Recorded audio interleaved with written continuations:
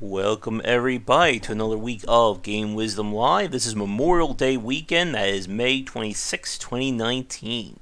We've got two very interesting discussions relating to the game industry for tonight. But joining me again, my co-host this week, is game developer Shark. How are you doing? Hello, everybody. I'm doing as good as expected. I'm tired, but I'm here. Mm-hmm. And unfortunately, Rob may be having some trouble getting to future podcasts, so we'll see. He's letting me know. But Shark has once again agreed to come back on. Maybe we'll open things up to maybe a rotating co-host pool at some point. Keep things fresh, and that way everyone can talk about each other in the chat when the other one can't see it. But it has been yet another interesting week here for Game Wisdom and for what we're doing here. I think we're getting close to 4,500 subscribers, so thank you everybody for tuning in. And for those of you who missed the update or the state of the channel video, I've begun my big process of emailing libraries from all across the United States. So I'm halfway through Pennsylvania right now, and I have to get back to New York, Texas, and oh my goodness, I still have 48 more states to email. So I'll be doing this until September, I think. But if it works, it could potentially mean a whole lot more work my way and solving a lot of issues on this end. Could end up in too much work for you. Yeah. Again, that's my luck. Either too much going on or nothing. I guess having too much work may not be the worst problem to have, at least right now. But I'm hoping to hear more back. Again, it's going to be slow goings, at least now that it's Memorial Day weekend. Of course, most of the libraries and schools are closing up for the summertime. Or going down to reduced staff, I should say. I am hoping, though, that I'm going to pick a topic for the game design lecture. And I want to try and get something finished by possibly mid-June and put that up and have a live discussion with everyone on it, which I think should be a very interesting change of pace. Yeah, I think that will be interesting for sure. Mm-hmm. Oh, hope you're doing better, Draken. But there certainly is a lot going on, and the two topics we have for this week are biggies. It wasn't that bad. I actually finished it off stream. A little, more story than adventure, but had an interesting hook till the end. So the first thing that Shark and I were talking about just before we came on is that Steam is having not so much a sale, but a gamification event. They're running a spring cleaning event, and since Shark, you were telling me about it, why don't you explain to the audience what that is? Well, I don't know the full details of it, but from what I understand is basically they're running a event to where you play certain games that are, I think most of them are in your library. Most, if not all, are in your library, to where it's one is the first game you ever bought on Steam. Some is games that you haven't played 2 hours of yet. Some are ones that you played a lot of hours on, and they want you, but you haven't played in a while, and they want you to return to it. Some are games that you bought, but you've never actually played. Some are some free games that you might be interested in playing, and stuff like that. And basically, the whole theme I get behind it is the spring cleaning, get the dust out of the corners of your Steam library, where there's dusty parts there that you haven't touched. Clean them, go play those games. And as you were saying, this is gamification 101 right here. Using achievements and rewards to get you to do something. So yeah, I got to ask, I think it could be a positive, though. I'm sorry? I think it could be a positive, though, because there's so many games that we have that we either own and we haven't given it another shot and whatnot, or the games that we played but we didn't give it enough shot, kind of thing. Like games we didn't play enough through to actually get to that hook, kind of thing. and it can get the players to realize games that they already own that are amazing that they didn't know that were amazing. Mm-hmm. So I gotta ask, have you had a chance to do, or do you have any of the achievements done yet? No, I haven't. I've just been playing. I think I actually have gotten a few by just playing normal games. Because I think Kingdom Two Grounds, which I just bought, was on there for my list because it was because there's a one where you play a game that you bought within the last 6 months, I think. And I was like, yeah, I just bought that a few days ago. So, yeah. I think I have one right now. I think that was just for what was it? Playing a game that was recommended by somebody else. Yeah.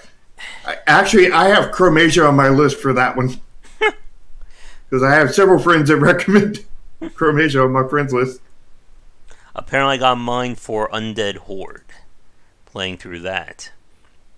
I don't know, like, this has always been that very interesting. I think this could probably fill its own discussion, but I've never been much of a fan of the whole idea of gamification. I guess, what about you? I think it can be good, but if it's done in a good way, um, I think this is done in a fairly good way, but not an entertaining way, kind of thing. I remember like one of their old Steam sales where they had like the group clicker game, and that I absolutely loved. That was a really good gamification where there was actually a game in there that was that was more entertaining. It was less, I don't know, good for games on Steam, but this, I feel like this to a point is good for games on Steam, but it's not necessarily entertaining kind of thing. Yeah. Like, I remember, like, I think this was either year 1 or year 2 of the Steam sales, that they had that whole, they had that game, you know, that was like complete certain achievements, like unique achievements for specific games during the sale to get like a reward or a trophy. And I really liked those because I thought that really made like a lot of use out of the game. So you were actually doing something. It could have been Talconic, the potato sack. It was one of those. I guess, did you like that one, Shark? I don't remember that one. I wonder if I can. And yeah, Tonic, you got to play more Chromasia. You got once you get to the Red Castle, like things will change. That's where the hook really gets you right there. I think in the story.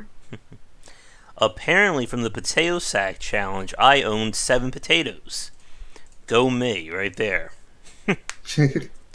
But like on the whole topic of gamification, like as you said, Shark, that it sounds like it should be a really good thing. Adding in game elements or gameplay systems to try and get somebody to do something. But, I don't know, maybe it's just like my own mentality, but I always find that if I'm going to do something, I'm going to do it. Like, I don't need like an external reward to get me to do something. And if I'm not going to do it, you know, no amount of achievements or trophies or anything like that is going to get me to do it. But I don't know. I think I may be more the minority these days with that one. I think a lot of people are like that. Like I'm sort of like that. Like I mean, the event isn't really getting me to do it because of the achievements or anything. Because I could care less about those. I mean, that's not a reward for me. But when I'm looking at the list and everything, it's like, yeah, I might should spend a little bit more time at that game kind of thing. And, you know, just getting me to think about maybe certain games playing a little bit more. And, you know, if I get a badge, I get a badge, you know, kind of thing. And, you know, it doesn't matter to me. But, like, maybe I might do some of them just because I think I might need to go back to those games kind of thing. Yeah. And like with Steam, like it's definitely an interesting way. I think what kind of helps the fact that it seems to be on the fair side. That it doesn't seem to be like a sale. They're not saying clean this out by spending money. Try these games. The first thing, the speed clean, it's all games that are free to play right now. Yeah, they from what I've seen is everything in there is either free to play or already in your library. Mm-hmm. And that's definitely the Steam algorithm, I guess, doing its thing. Yeah, and this is yet another advantage to putting your game free to play. Mm-hmm.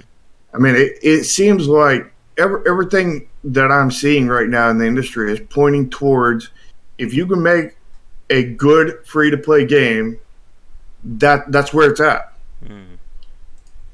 But as we're going to be talking about in the next few minutes, there may be some very big challenges about making a free to play game in the coming months and possibly year. But here's something that sucks. One of the trophies is to play the first game, add your Steam account. That's Half-Life 2. I did that already. See, this is the problem with time-sensitive events, because I'm always either early or late for some of these rewards. Did you play it in the last week? No, we played Half-Life 2, what was that, last 2 months ago? And we did Half-Life 1 the month, I think the month after that. Although it does say Half-Life 2 Episode 1, we never did play through that one. Maybe that'll be part of our stream tonight. Do double homework, have something for the stream, and earn achievements. It's a win-win, right? Maybe. But, as you were saying, there is a lot of big news to talk about this week, and we've certainly got our first one potentially being a major part of the game industry in the coming months. So, It was revealed on Gamasutra and Polygon that the government is pushing forward with legislation regarding limiting and restricting loot box or pay-to-win elements in all video games. And while people were kind of joking about this a few months ago, with the Battlefront 2 fiasco, many, many mobile games and so on and so forth, it seems like the government is getting serious. And there is an actual bill right now that I believe is being waited to be voted on with regards to that. And we're going to take our little field trip here. There we go. And we can actually pull up the bill on the stream. So this is the copy of it that's being submitted to the Senate right now. And we're not going to probably go through the whole thing, but I do want to kind of talk about what they're trying to do and what they're defining. So, the first thing, of course, is that it's going to prohibit the use of pay-to-win microtransactions, sales of loot boxes in minor-oriented games. It's going to make it illegal or unlawful for game publishers to sell those microtransactions in a minor-oriented game, updated game. Now, that's a very big one, because we've seen a lot of publishers lately try to get around that by releasing a game not having any loot boxes or microtransactions, and then patching that in after launch, after the review cycle is done. Yeah, and after their week one sales, their biggest bit of sales is done, and nobody can refund the game at that point. Yep. Payday 2 did that as well with the safe system that came. I think that was 2 to 3 years after launch, so nobody could really return the game after 3 years of playing it. But nope. Digital game distributors, prohibition. Wow, I can't even talk anymore. My mouth is dying. Publication and distribution of video games containing pay-to-win microtransactions. It is unlawful for game publishers to publish a game with that. Publisher has constructive knowledge that any of its users are under the age of 18. So that would put loot boxes essentially in the same realm as, cigarettes, alcohol, and so on, at least in the United States. And again, it's important to point out that what you're seeing on screen right now, this is specifically for the United States. Every country can have its own laws regarding loot boxes, microtransactions, etc., etc. I got a question for you, Josh. Do you want to break these things down as we go through them, or one by one, or do we want to wait till after you go through basically all of them before we try to break them down? Well, I want to get to the major points. Do you have anything you want to say about the first part of it? Well, I mean, their definitions are very broad, and Hmm. it can cause issues in plenty of places where it's not intended. Yeah. And you're going to see more of that as we get further down this list. And this is the part where it gets very, very murky in terms of its definitions, and obviously the definition section. So the first part is defining what exactly is a video game. Program such as Vim Mm. is accessed by a connected device provides an interactive entertainment experience for the user. But the program would not be considered a game by a reasonable user, with the program is limited to selecting options from a menu of choices. I guess here's my bit of a weird thing. Would that include gambling machines? You know, slot machines and stuff like that? Because technically you are limited to selecting options from a menu of choices. You're not, at least for the majority of slot machines, you're not, quote unquote, playing them. Yeah, I think that would be an exclusion for gambling machines. Mm-hmm. Yeah. And So they're not they don't want to hurt the gambling industry. They just want to hurt the gambling in the games industry. yeah. And to Talconic's point there in chat, that is a really important thing to a really important distinction. That because each government or each country has its own laws, it has affected the state or the content of loot boxes. I know it has been made known that in China, governments or I'm sorry, games are legally required not only to tell what's in loot boxes, but also the percent chance of what can drop. So you can actually see this epic skin has a 1.005% chance of dropping if you buy this loot box. Yeah, and having odds like that are Hmm. not consumer friendly generally. So here's something that I found very interesting. That they're defining a digital game distributor and a publisher as somebody who provides an online platform or distributes games or content to over 1,000 users annually. So would that so what I'm thinking then is, does that mean that like very small indie developers would technically like not be affected by this? Like if you sold a game with loot boxes and your consumer base is 999 people, does that mean you're In a free to year, do this? I would assume so, but getting any kind of game functioning with that few people, And that is of course very true, especially if it's supposed to be a live service game. yeah, and not to mention, even if you could get it functioning with that few people, it's the fact that you're only like, I think it's like the statistics have said that only like 1.6% of people, I think 1.6, 1.9, something like that, actually pay anything, and then the average that they pay is like $15. Yeah. So like that's That's not a lot to run a video game on. yeah, that's So, $100 a year or something. mhm. So here's another part that I think has gotten a lot of people very nervous about this bill, and that is defining what a minor-oriented game is. And like on first look, it doesn't sound so bad, but then when you start to think about how the game industry works, it starts to get very, very murky. So, from the bill, they're defining a minor-oriented game as any game that is intended for an audience under the age of 18. So, what they're demonstrating it by is the subject material of the product, the visual content, music and audio, animated characters, or activities that appeal to individuals. This one, I think we need to stop right here and talk Yeah, about Section D, because the use of activities that appeal to individuals, that sounds very dangerous to me. I guess, do you see the same thing, Shark? I see dangers like all through this. Mm-hmm. It's like the landmines that are all over the news right now. I mean, they're all throughout this bill. Mm-hmm.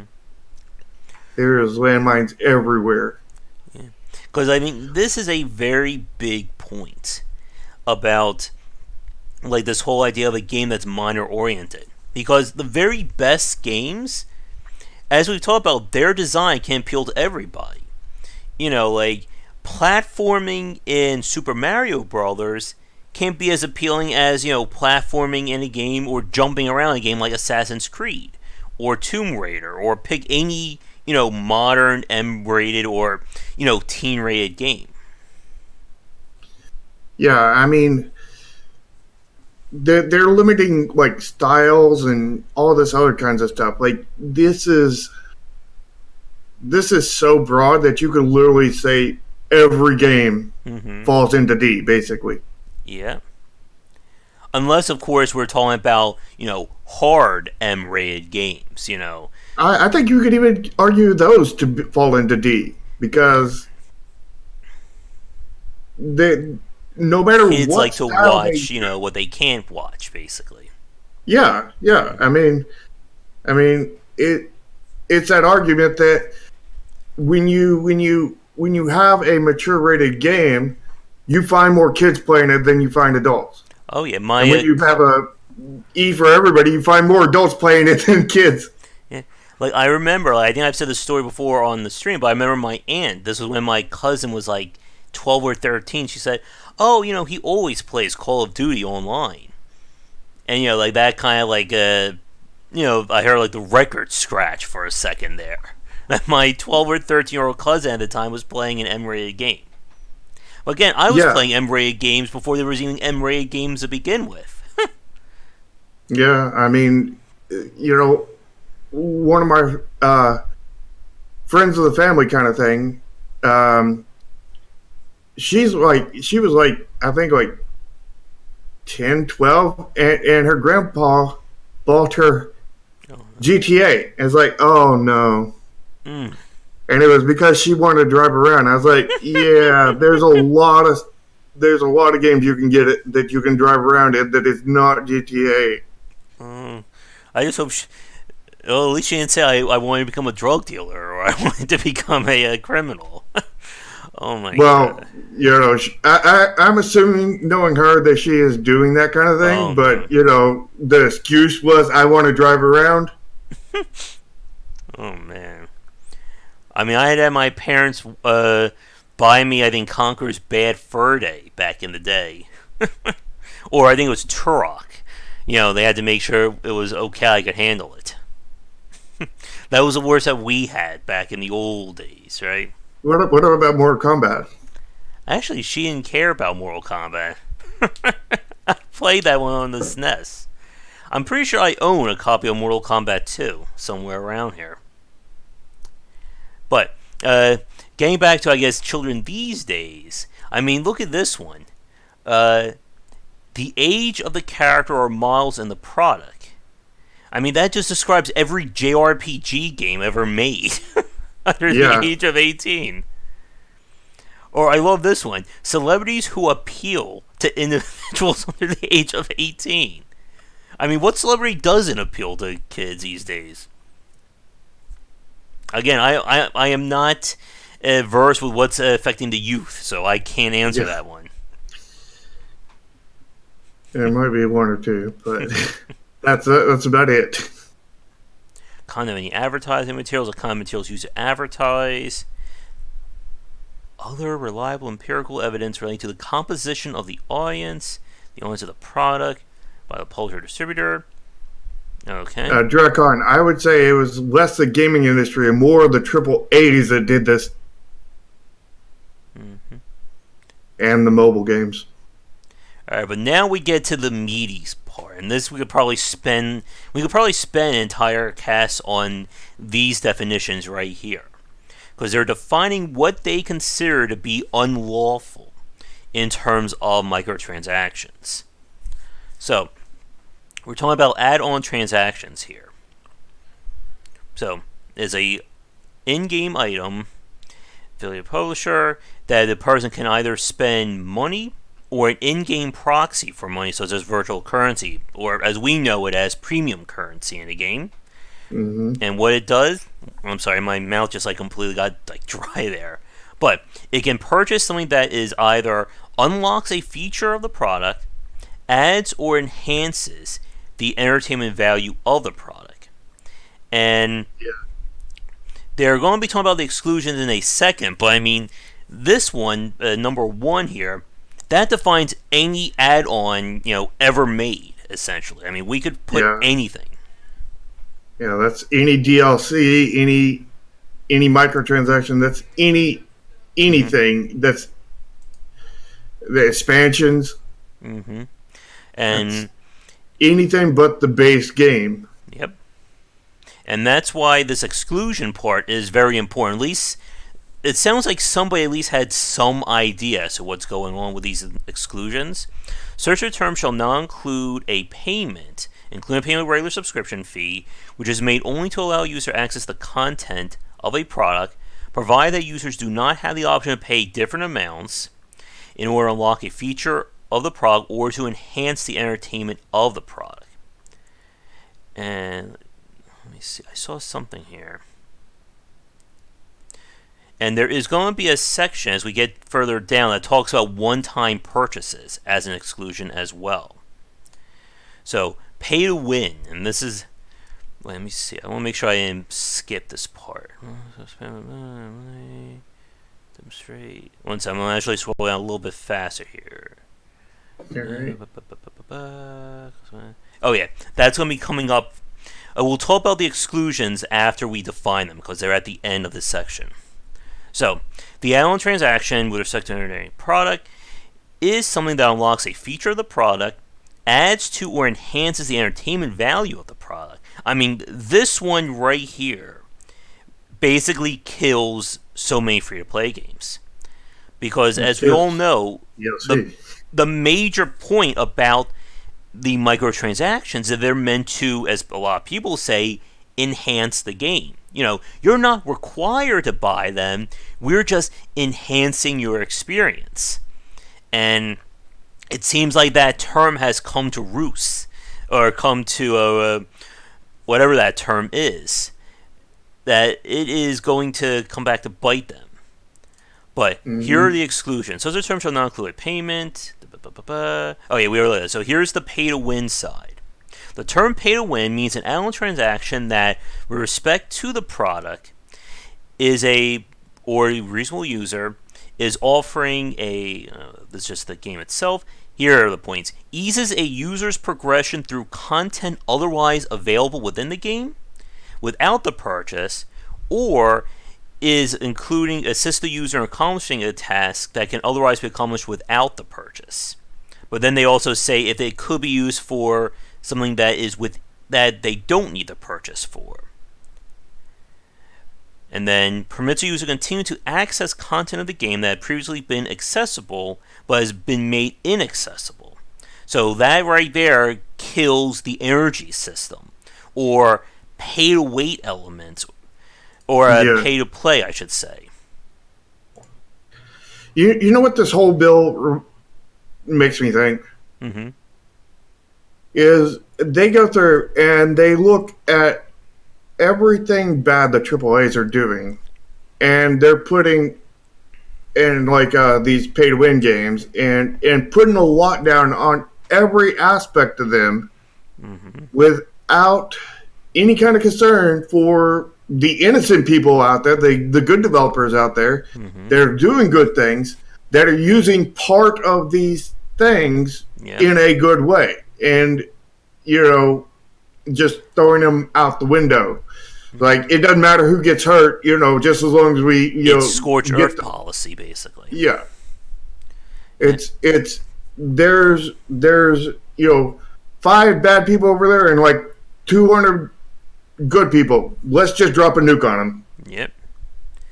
And like point number 4, again, that basically kills the old model of free-to-play design. Again, your energy systems, pay or wait, the fun pain aspects. Now, the exclusions, I do like the exclusions here, because I think these actually make sense. So they're excluding anything that adds difficulty to your game, They're excluding any kind of cosmetic alterations.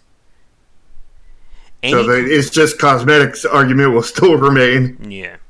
Additional game content. But this is the big one right here. That adds new content to the product provided the add-on transaction can be purchased only once by a user and the perceived value. So what they're basically saying is that you can have your cosmetic options, but no more loot box random cosmetic options. If I'm going to spend $3 for a green shirt, then I'm spending $3 for a green shirt 100%, and that's it. And that is, I think, a very big point about this kind of, for this bill, and again about loot boxes in general.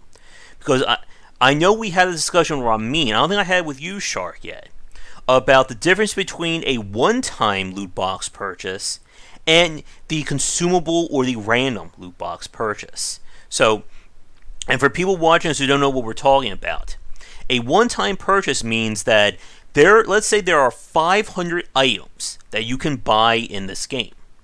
Every time you buy a loot box, you are guaranteed to get something that you don't own.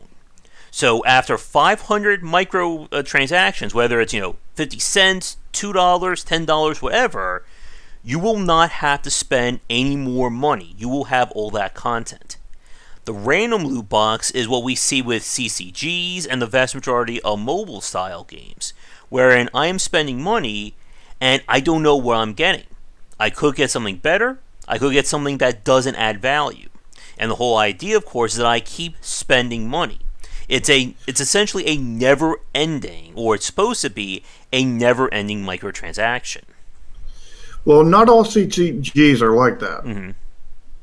I mean, like, if we look at Magic, you know exactly what you're going to get in there. And when I say exactly, I don't mean the exact card. I mean, you know that you're going to get 1 rare, 2 uncommons, and I think it's like 6 commons or something like that. And then, like, one of those might be a wild card kind of thing. Mm-hmm. And you can trade in to get any card.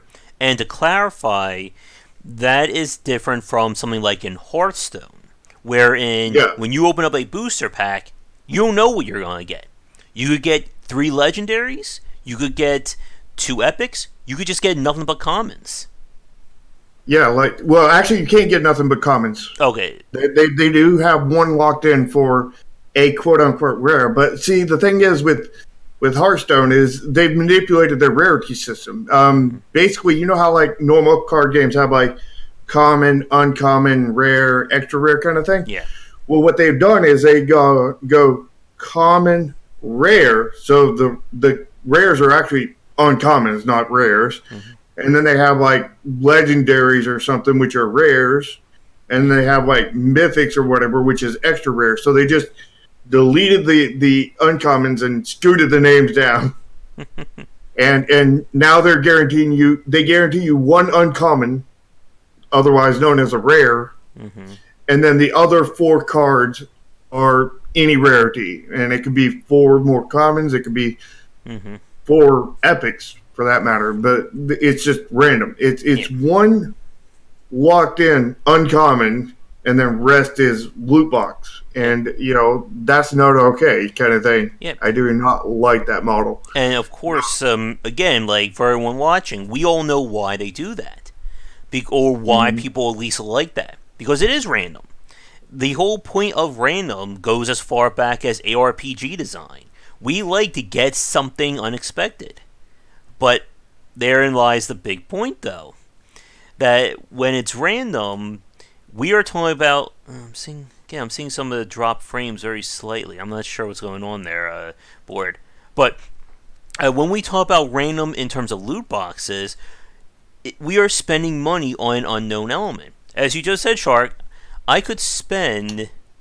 What's going on? I'm gonna have to check this internet afterwards. Yeah, but we could spend $5, and we could get 5 to 10 times that value. But as we all know, what is the chance of that happening? Was it like a 2% chance we could possibly get like 5 legendaries? Probably even less than that. I'm sorry, that could be like in like the decimal point of a percentage. It's probably the decimal of a decimal of a decimal of percentages. Yeah, like what is that? It could be like 1,000th of a %. Or And worse. but of course, the whole point. Oops, didn't mean to click on that. Is it's the same thing with gambling.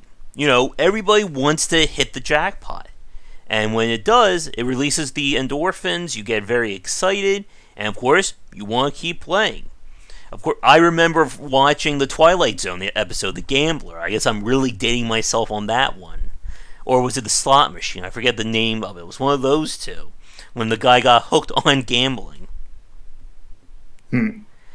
But back to this. So, what they're let me get back up here. So, what they're excluding is additional game content. And what do they define as additional game content? I mean, is that something that's not on the disc? Is that something not in the download, or is that just something? It just says that adds new content to the product. Yeah. It's not defined. It's way broad. It's just hitting everything. Anything they want to hit, they can hit. Yep. And again, they are pointing out that the content cannot help somebody get through your game with either something that is added to the game that's unique to the purchase, or something that is in game that you can buy itself. So what I'm assuming is that they're talking about being able to buy in-game consumables or in-game resources. Like we see this again in a lot of titles that it costs, do you want a head start on building your character? $5 will earn you, 10,000 rubies or whatever that in-game currency is. Yeah. And of course, the big one, that it cannot provide a competitive advantage. And oh my god. Wait, let me just make sure. Do they talk about... Did I miss the part where they said pay to win? I think this is in the section of pay to win. Oh, yeah. So, yep.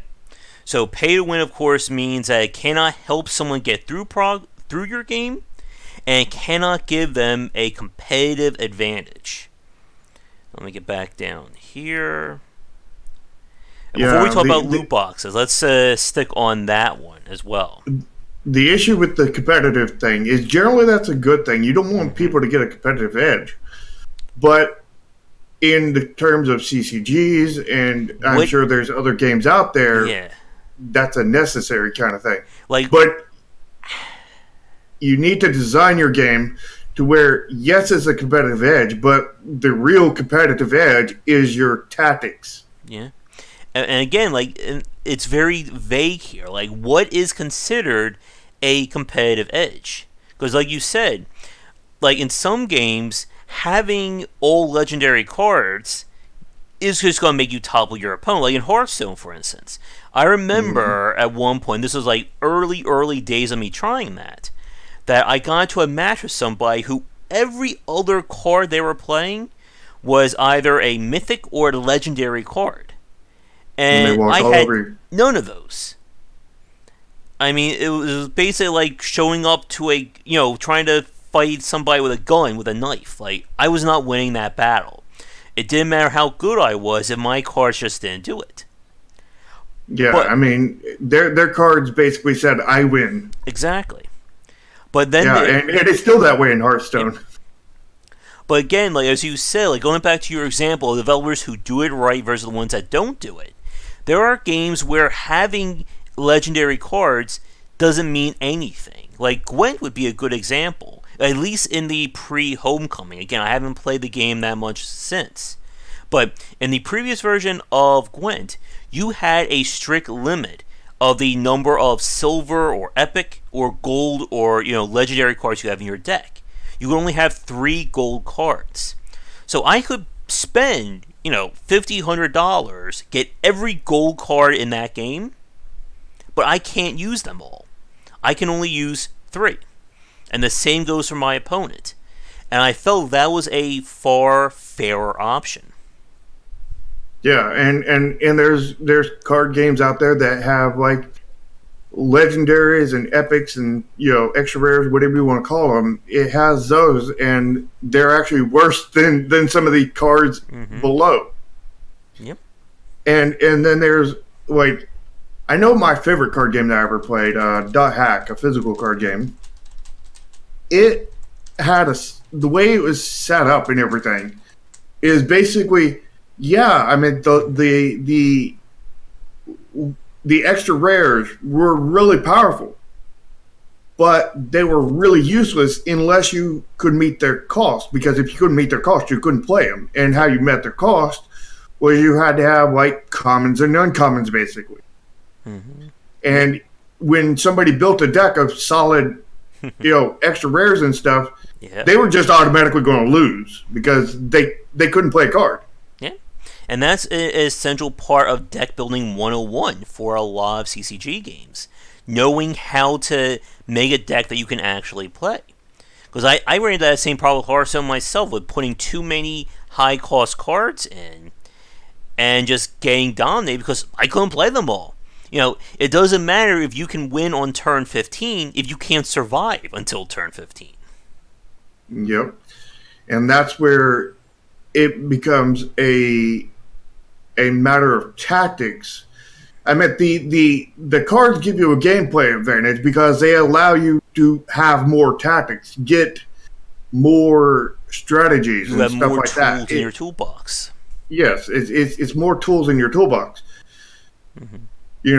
I mean, like, I would want to stay away from any of those tools that just say, I win, kind of thing. Of course.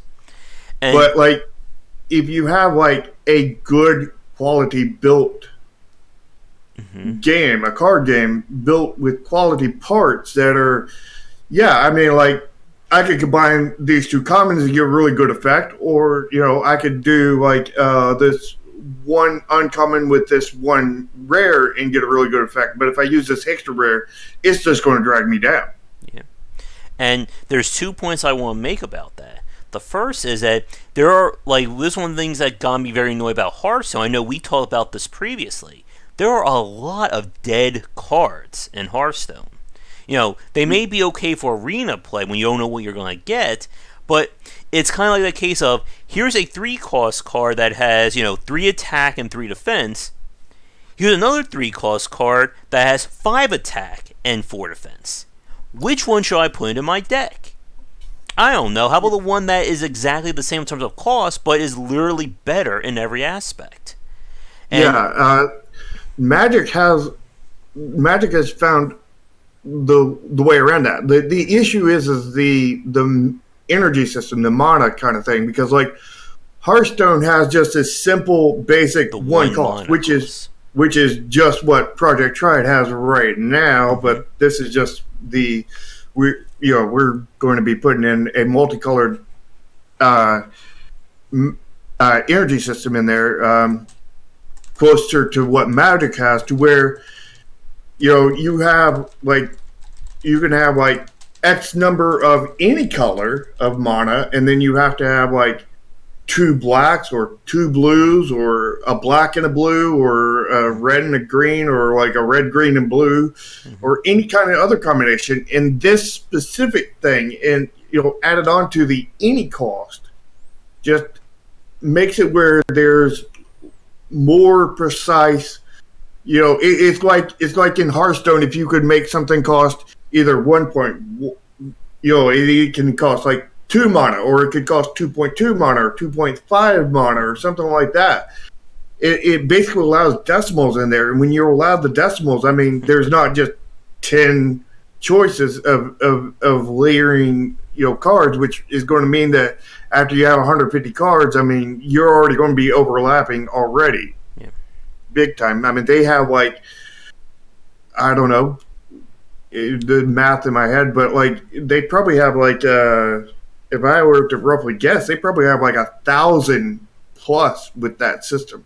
Mm-hmm. And not only that, but that system of 1,000 plus, I mean, they have the thing in there where they kind of retire cards to a point after like 2 years. So, and after 2 years, if every set has 200 cards in it, and they do 4 sets a year, that's 1,600 cards. So there's only 600 cards that could possibly overlap, but then the variance of their powers and everything can cause them not to overlap at all. Yeah. And there's one point I also want to bring up about pay to win before I forget it, and that is when we talk about high level play as well. Because this has always been, I think, one of like the very weird aspects behind pay to win or any kind of CCG or competitive game like this. That when we talk about high level play, it does become almost a different game for these styles of titles. Like, I know with Gwen, for instance, like, when you have two players who both have, they both have bought every card they have, every card in the game, they're going to be thinking about this game differently than somebody who is building a deck kind of, piecemeal or rat rod style. And there's also raises, again, like, the points about, like, about this law, that, does this involve players who have already gotten everything in the game? Like, if I already own everything in your title, like, and you release another card, does that really give me a competitive advantage? Like, it does fall into that whole, what we've seen with a lot of free-to-play games, the rich getting richer. That if I'm at max level and max cards, I can do so much more, which earns me more in-game resources, so I don't have to spend more money because I'm already at the top level. Yeah. I mean, people want to be on the bleeding edge generally and get all of those kind of things. Oh, yes. But, like, it doesn't necessarily help them because all those new cards that they come out with, maybe none of them help your deck.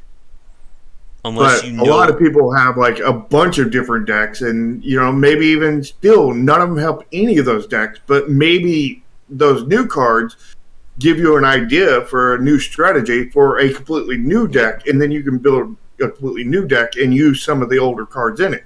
Yeah. Like, to give you an example of this, like, I've been playing a Marvel Strike Force, and I'm kind of, like, on the line right now, so I'm going to keep playing it. And they just announced, like, 4 or 5 new characters, like, to the game. And it's explicitly designed to give basically another uber group combination for the game's. I think it's not considered PvP. It's kind of like that asynchronous, you're battling against an AI. And there are already people who are spending $20, $30, $40 to get those characters. And before we talk about loot boxes, that actually brings up one very big thing that's missing from this piece. I'm wondering if anyone else has figured it out yet. But the point is, at no point in this bill does it actually bring up how much should this stuff be costing. They're just saying microtransactions or loot boxes. Nobody's trying to find what a cost is of this. Should a piece of DLC be $5.99? Should it be $1? The whole horse armor controversy from a few years back. And again, I think this kind of leads in this whole thing about that this may be a little too vague for its own good. No, it's way too vague for its own good. And it is so vague that it's bad. It's very, very bad. Mm-hmm. It either hits everybody or it hits nobody, I guess. But pretty much. This is the last part of the bill that we'll talk about, and then we'll probably move on after we have probably another 40 minutes of discussion. But it is about what the term loot box means. So they are defining a loot box as something that will provide an add-on transaction in a randomized or partially randomized fashion, unless a feature of the product adds to or enhances the entertainment. And I think, again, this is the big point that we were talking about. Allows the user to make one or more additional. So again, it's something that is meant to be purchased consistently. Yeah, and again, they're hitting every CCG out there. Mm-hmm. Users are not made without making the first add-on, the content which is unknown to the user until after the user has made the first add-on transaction. And again, that right there pretty much destroys booster packs in any CCG game. Mm-hmm. Well, Cody, we've been ranting and raving about loot boxes for, how long has it been? Almost an hour now. and this wall that not only gets rid of loot boxes, but it gets rid of pretty much any game that is not a just flat cost and never has any other content added to it. Unless the purchases are meant to be one time and one time only. But yeah, this basically, if this goes through, this is going to kill a lot of live service / games as a service games. But going against your exception there, you have that it adds more content, more entertainment. Mm-hmm. So while a DLC would just be a one time, it would add more entertainment to the game, which would cause it to fail. Mm. So this will wipe out every DLC, every microtransaction, everything. That is, you can't even sell a soundtrack at that point. Because there is no transaction besides the base transaction that could take place under this wall. With it being completely legal and, there would be no problem with it. Because, again, anything could be considered an enhancement. Again, the one-time purchase, I think that does keep, soundtracks and expansions safe. At least, hopefully, it keeps it safe. And again, but it's not safe underneath the other stuff that doesn't have exceptions for it. Mm-hmm. It keeps it safe in one area, but shoots it down in the other. Actually, that does bring up a good point. What about games that release add-ons to content or will release different versions of it? Many people will have a soundtrack and then they'll release another soundtrack going forward. Would that be covered under this law? I mean, the first soundtrack is going to get hit because it's adding more content, more enjoyment to the game. And remember, that was in there. And there was no exceptions to that. Now, where did the one-time purchase come in? That fell into the microtransaction loot box thing. Let me see. Pay-to-win microtransactions, exclusions, simply modes, cosmetic alterations, additional game content. So terms of non-included add-on adds new content to the property. The add-on turn can be purchased only once. Again, it sounds like this should cover stuff like soundtracks and one-time content improvements like that. But again, it's very vague. The only thing that again it explicitly covers cosmetic options. Yeah. Why difficulty modes? I know what this could cause. I just don't know why that is explicitly being called out in this bill. Yeah, I think they're just hitting everything they can at the cost of the game industry. Yeah. The cost of all games in the future and present, because I am pretty sure the ones that are already out will not be exempt from this. Mm-hmm.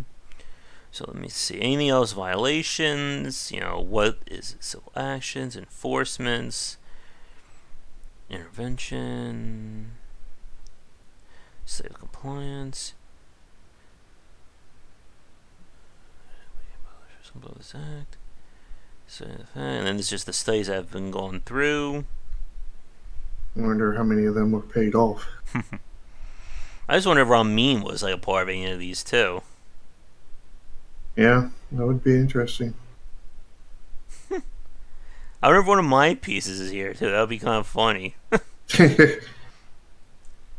I'm sure they must have spoken to Ramin. I just can't. Or they looked at one of his works.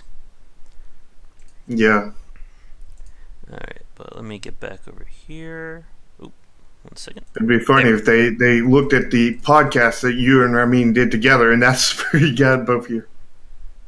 Mm-hmm. I do want to talk about that gaming disorder as well later on. Yeah, that's our next topic. Yeah, after the weird games and such. But yeah, I guess to wrap up this one, because again, we could sit here for another hour just on this alone.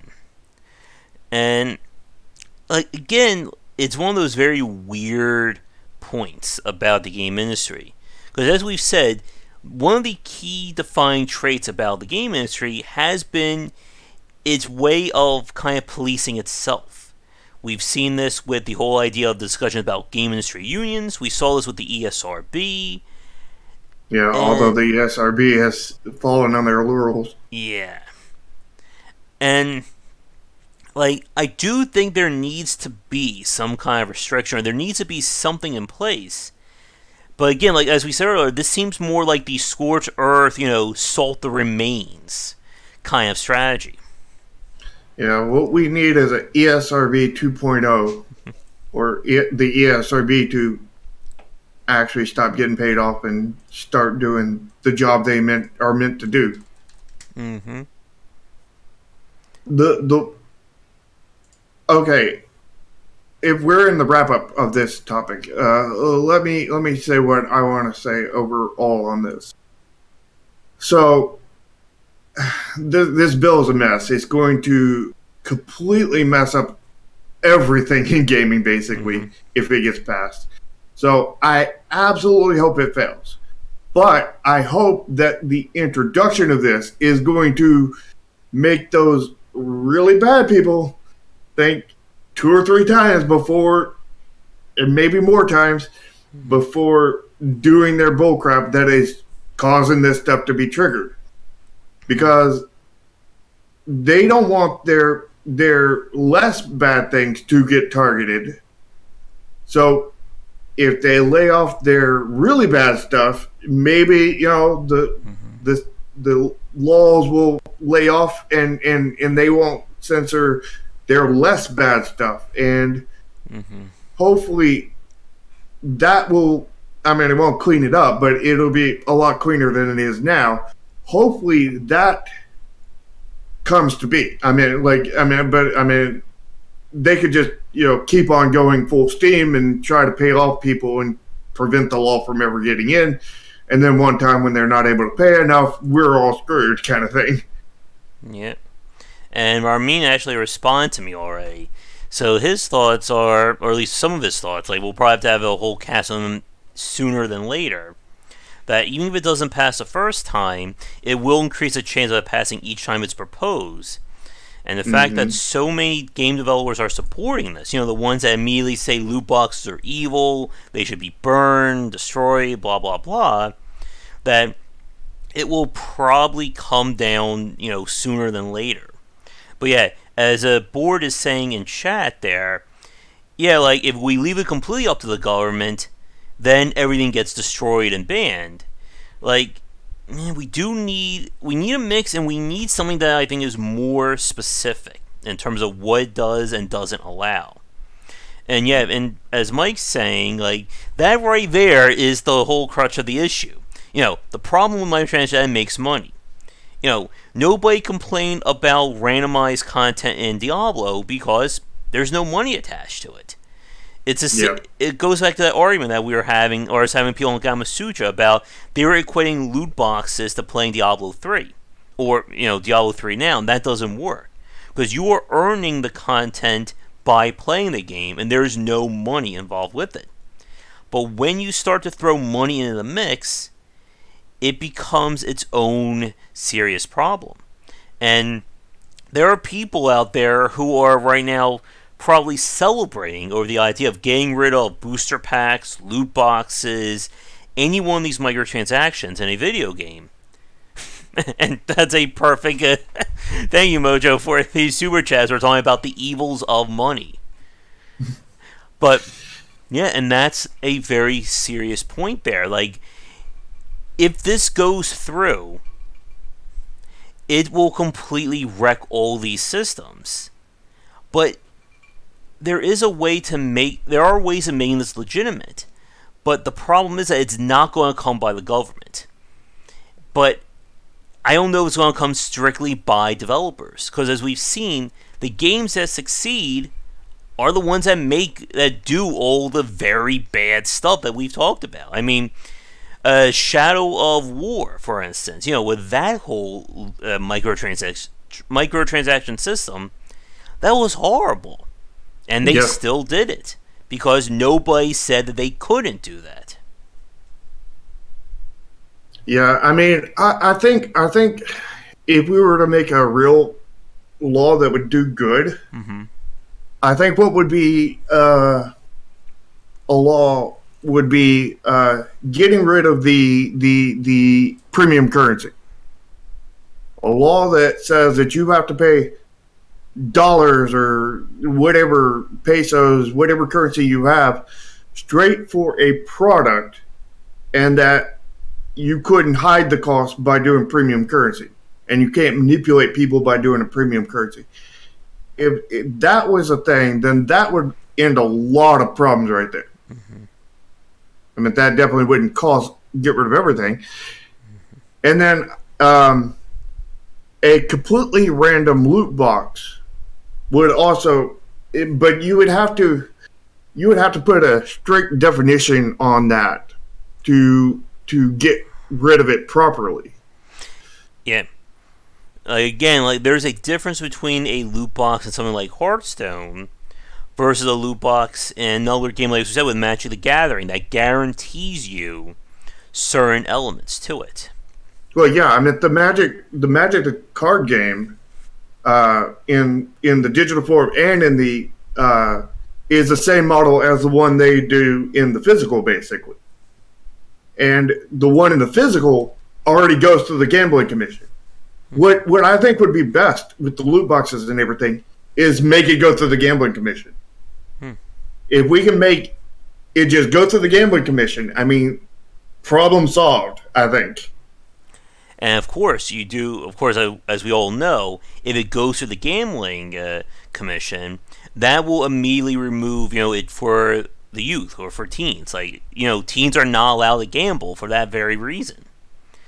Well, it wouldn't necessarily remove it, because if the gambling commission says there's no gambling, then it goes free. But then you could go for youth. But it would just be a approval process that you would have to go through if you had any kind of microtransactions or anything in your game. You would have to go through there and let them go through and verify whether it is or gambling. And Magic the Gathering, the physical card game, all the physical card games that are sold in stores are, as far as I know of, are not gambling. I mean, there may be some gambling ones but those are only sold at places where gambling is legal. You can't find those in your regular card shop kind of thing. Mm-hmm. Now, there are two things that I would like to see. One, I don't think it's going to happen, and the other one that I would hope to see it. So the first one is that if you allow the consumer to spend money in your game, they should be allowed to get that money back. As in, if I buy, this will be keeping, if premium currency does stay, that if I spend $5 on, whatever the premium currency is, I should be able to get that money back if I don't use it. And I know that's not going to happen. Let's face it. Whenever and this is the same that happened with the Second Life discussion, that if a product or if a company is allowed to give the money back or deal with trade like that, it opens up a lot more in terms of how you're supposed to operate. I know when I spoke with Second Life's founder, he talked about how much work it is to deal with the various countries of the world, the various currencies. And I mean, they have to actually be completely on the up and up and keep track of everything. There is an actual economy in Second Life, much as there is an economy in EVE Online. Because when you allow someone to earn money off of the game, that's a Pandora's box in of itself. And most developers aren't going to do that. That's just not going to happen.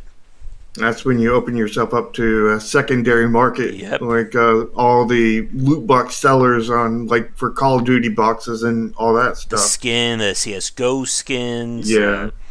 And again, that is something that most developers will never want to do, because there's so much that can go wrong there. And let's not forget about illegal elements as well, making use of these secondary markets. or they do want to do it, and they just don't want to face the consequences for doing it, which is what happens with CS:GO and Call of Duty and some of the Steam stuff. Like I forget what exactly they use in Steam, but there are some things they abused in Steam doing stuff like that. I think it had something to do with trading cards or something. As a semi-tangent, it still boggles my mind that Valve did not get called out for not doing anything about that whole CS:GO gambling thing. That they have websites and things that here, put your stuff up and see if you can earn something. That is literally a slot machine right there. And Steam was making money off of it. Yeah, to me, that should have been shut down immediately because oh my god, I just cannot believe that went on for so long. And is it still going on right now? Probably. And YouTubers were promoting it too. My god. Yeah, a couple of YouTubers got in trouble for it. And they got a slap on the wrist. Yeah, that should have been shut down. In my opinion, that should have been shut down within minutes of finding that out. But the other point that I wanted to say, and then I'll throw it back over to you, Shark. The other thing that I would like to see pass is a removal of elements that are explicitly designed to target whales. When I spoke with Ramin, we talked about how prices will actually skew up the more you spend money because they know you've already spent money previously. The same microtransaction that could have been $10 to a new player could be $50, $60, $70 to a whale. The whole VIP system, I really don't like that as well. And I think ultimately, my final thoughts on this topic is that we need to get rid of the extreme elements. The ones that are just exploitive to whales, to miners, to everybody. And I think if we can at least do that, that will kind of dial back, in my opinion, a lot of the worst elements of microtransactions. But I guess, what do you think? I mean, on your part about the different amount, charging different amounts and everything, if it went to the Gambling Commission, that would not be allowed. That is definitely something they do not allow. It's something I've seen that is definitely against the Gambling Commission in every way, because that is abusive. Yeah. And anything that can target individual players is against, for any reason, to make money is against the Gambling Commission laws or whatever it is, bylaws. I don't know what they call them, but whatever they call them, it's against those. Yeah. You might as well call it law for all intents and purposes. And to Board's comment there about that premium currency was only earnable in game, but the amount available depends on how much players buy. That is basically a secondary market. That's its own economy system. And again, that takes us into EVE Online, Second Life, and those kinds of games territory. And again, most developers are not going to do that. Because, like we said, that opens up a lot of possible trouble down the line. And a major part of the bill, as we saw, that again is going to hurt people, is the fact that they're going to come after you if you know that there are minors playing your game. Even if you don't target minors explicitly. But if you know that, like with Call of Duty, for instance, I am very sure Activision knows that there are people under the age of 18 playing Call of Duty right now. Yeah. And another thing is the I lost my thought.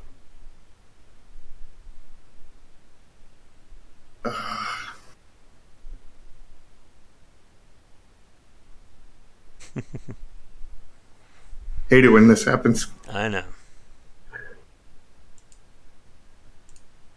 Yeah, kids don't have credit cards. Oh, that's probably going to be coming next.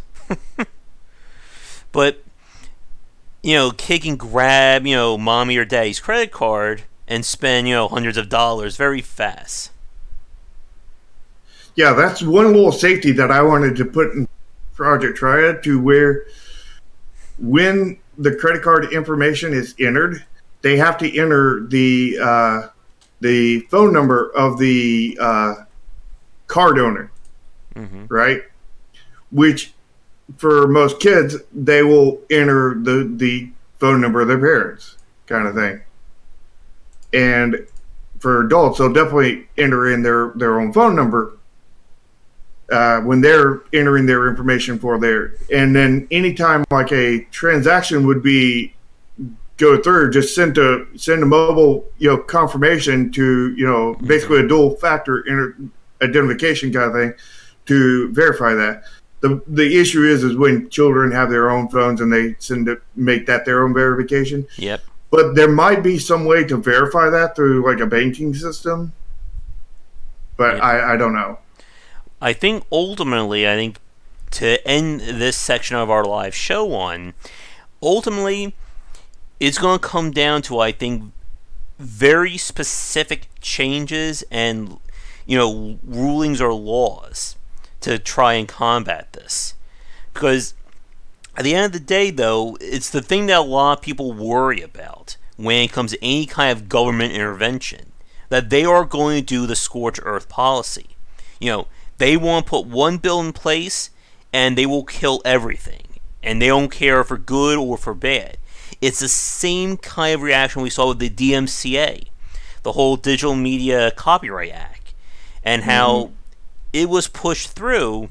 And on one hand, you can see why why something like that needed to be in place, but it has been weaponized in such a way these days that it hurts more good people than it does the bad. Mm-hmm. And it helps the bad. Yes, it does. It helps a different layer of bad people.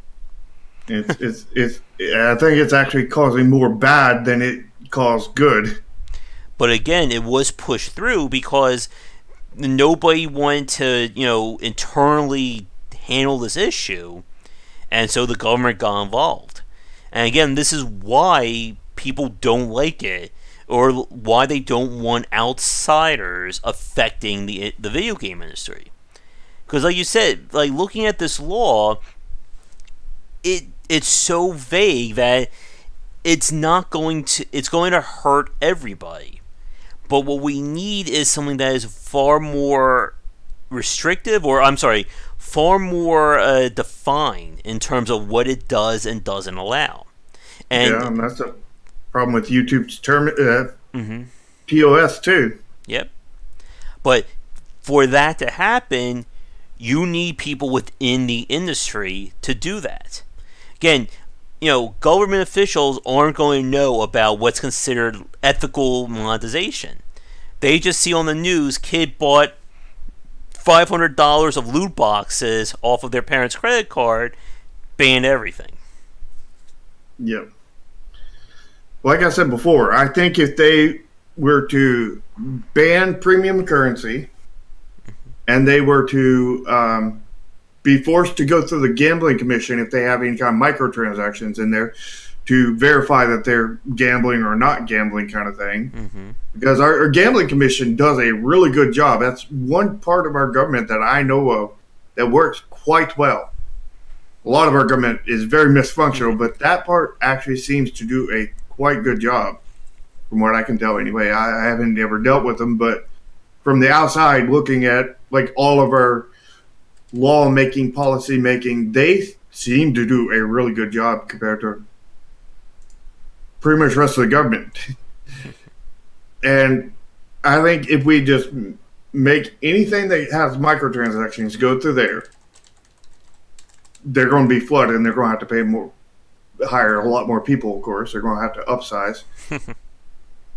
But that will provide more jobs and be good for the economy.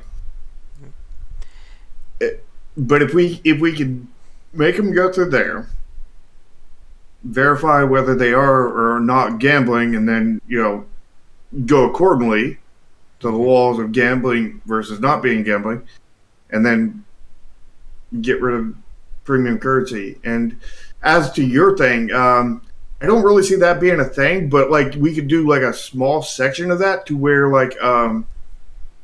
where you could get a refund within like a certain period of time, like 2 weeks or something. Mm-hmm. for an item you bought. Not like you could sell it or anything, but you could just get a refund, like you get a refund on Steam kind of thing.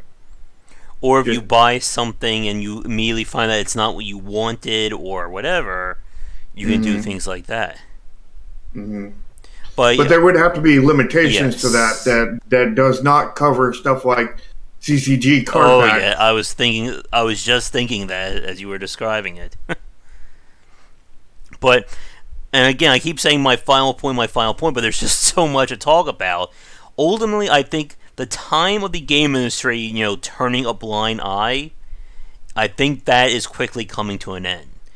And while companies like Valve, EA, and so on don't want to be taking more steps to protect consumers or, restricting these sales because they're making that money, I think we're getting to that point where they're going to have to do it.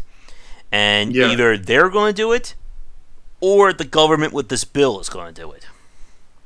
The thing is see, with the card game thing, that doesn't even have to be done through law or anything. You can do that through the programming and whatnot, through the game itself. Because like we already have a thing like that planned for Project Triad, to where people back charge. You know what I'm talking about?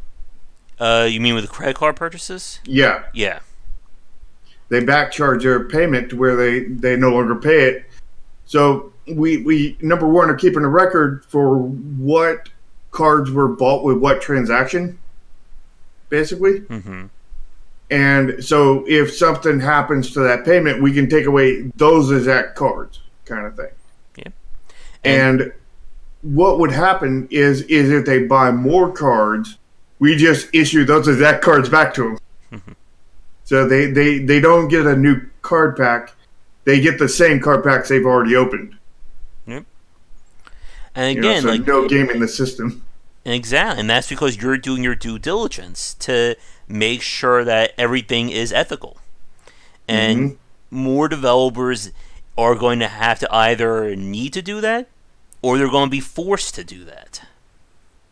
Well, if this law gets in effect, it won't matter if they're ethical or not. They're Yep. they're going to be burnt. Mm-hmm. But And if that happens before Project Triad, I have an idea of what I could do, like mm-hmm. where you make, I guess, pre-made booster packs to where you can see exactly everything in the pack. There is nothing random, Mm-hmm. and then it would look really bad probably, because basically I would just open up a bunch of card packs and then those are set packs kind of thing, Mm-hmm. and just open up enough and then like modify them to where like every card is in there and whatnot. Yeah.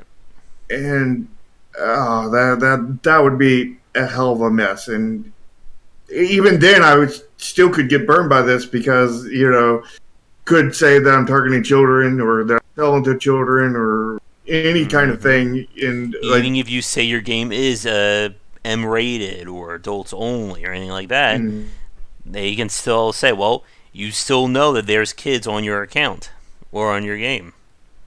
Yeah. But I think that is enough. We've almost talked for an hour and a half on one topic. So if we don't get off of it now, we may just be doing this for the next 2 to 3 hours. So We'll break that record. yeah. So let's do a quick weird games, and then we will get to our other topic that I'm sure will take 3 hours to talk about. Alright, so let me pull this back up here. I hope you got some Dr. Browns. Oh yeah. I think I only have like 3 or 4 cans left, so gotta be careful. So let's see. Let's see what we got. Park Assault? It looks just like Call of Duty.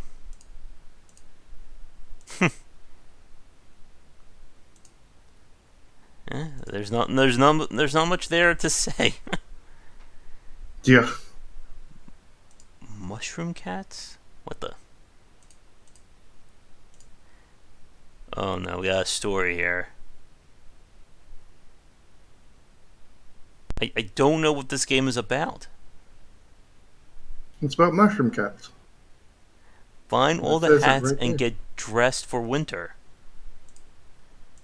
Kind of Oh, sounds like a Animal Crossing kind of thing. like, is this a puzzle game? Is this like a action game? The art style wasn't that bad, at least like the backgrounds. I don't know what this game is. That's always a good sign, right? Yeah, Oh, good. they need to be better in their descriptions and everything. Speaking about this, as you were talking about with Name Shark, what do you think about Attack Cockroach Save the Cake? Oh, good. The first screen is game over. That tells you a lot about their game. Yes. And It's then all over. the screenshots, it's not even really a screenshot. They just look like they're taking a picture of their desktop. Yeah, I'm assuming that's done in Game Maker. I will say that does look like There, one really nice cake. bet you it's a stock image. Yeah. Try to eliminate more embarrassment? What? Okay then. I Well, guess that's something you do by not playing the game. You try not play it so you won't be embarrassed for playing it. well, Char, I think you found your next thing for Project Triad. Have cake cards in there. All kinds of cake. The kick is why. Actually, what I want to do is I'm thinking about having like a special mode where like it's just cards based on Chromasia. So you can't play like cards from any other part of the game. There, it's just its own special mode, Mm-hmm. and only people who can access that is people who own Chromasia or the Chromasia remake. Let's see. Pinball FX is doing another Williams table pack. I need to play those at some point because I want to see how they're improved off of the regular Pinball FX model. Oh, good. I get to play that tomorrow, I think. Either tomorrow or Tuesday, we're going to do Layers of Fear 2 online. Uh-uh. Let's see. What is this? Games are cake art. Hmm. What kind of cake would a roguelike be? A cake that changes flavors every time you eat it. There we go. What is this? Sometimes it's a chocolate cake with vanilla icing. Other times it's a strawberry cake with fudge icing.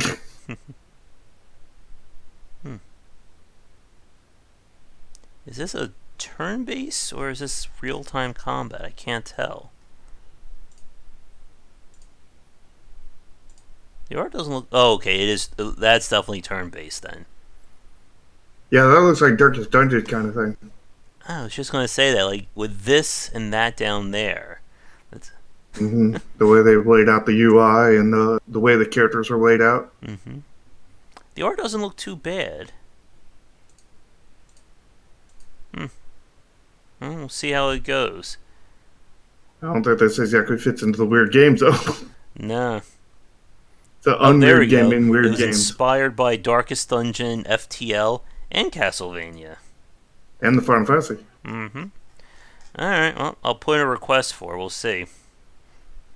Could be interesting to see. Watch. Alright, what else do we have? Furries and Scalies and Bears, oh my. I don't think I want to click on that one. It's a DLC too. Wood Boy. Could this be RPG Maker? No?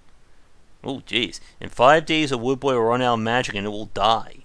Man, this It could Jesus be guy, RPG like, Maker. raised up very fast there.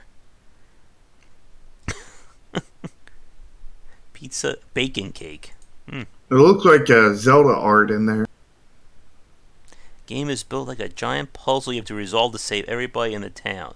There's only one way to achieve this, so you will have to squeeze your brain to fully complete the game.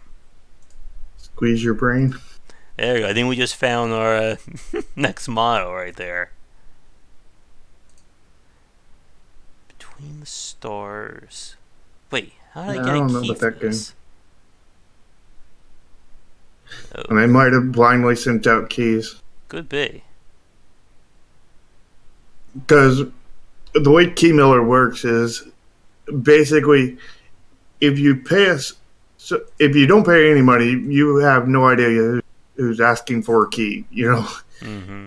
But if you pay money, you can. The first step, you get to see some of the stuff of the person who's requesting the key, and then like if you pay more money, you can see. You can start. I think.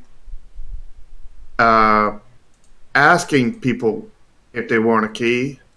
If you pay more money, you can start just sending keys to whoever you want to send it to, and you can also put like a form of contract in there, like a no disclosure, or you can't stream the game before this date, or that kind of thing.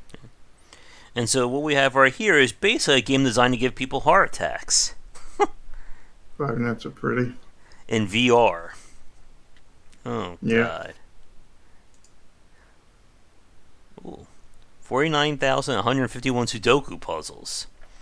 That probably appeals to me. I know, we'll stream that. We'll do a marathon of Sudoku puzzles. Everyone will want to see that. Everybody will want to see it. Badland Caravan. What's this? It's looking interesting from that first image. It looks like a ARPG. Could be kind of a city management kind of thing. Let's see. Looks kind of interesting.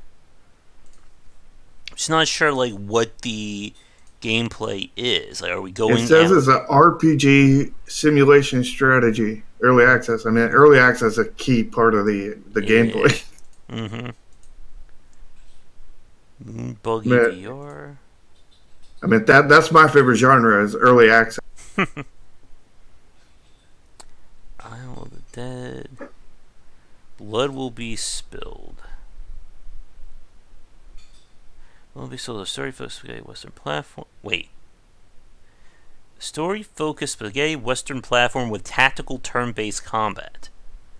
That is a mouthful right there. Yeah, that is. Oh, he's voiced by the guy from Deus Ex. Mike's seen the game after this one. Mm-hmm. There we go. Wait. Side-scrolling, but then you're in tactical turn-based? It could be like, again, like a Darkest Dungeon. Yeah. Ooh, look at that. Kind of reminds you of like a Steam World Heist from like this kind of look. That you move around real time, and then when you get to combat, it gets XCOM-y. Yeah. Alright. Or it could go Darkest Dungeon-y. Yeah. Alright. Precedent dating simulator. I'm afraid to click on that one. Huh. Void Bastards? No, it can't be out. It's gotta be going in early access, right? But Mike wants you to click on it. Oh, no. Let's see. I just want to see. Is this. No, they're not saying it's early access. Is it done already? Interesting. Well, they must have worked Maybe very. they're just not listing it. Yeah. Oh no. Let's see. Oof.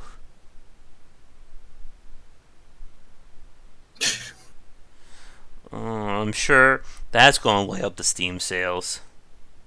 Yeah. 99 cents, and it's 50% off for 49 cents. The cheapest you could possibly get a game on Steam. I thought Among the Sleep already had an enhanced edition come out. Not bad game, but it also started or was part of that whole trend of like the haunted house simulator. Another wizardry game? Yep, that is wizardry, alright.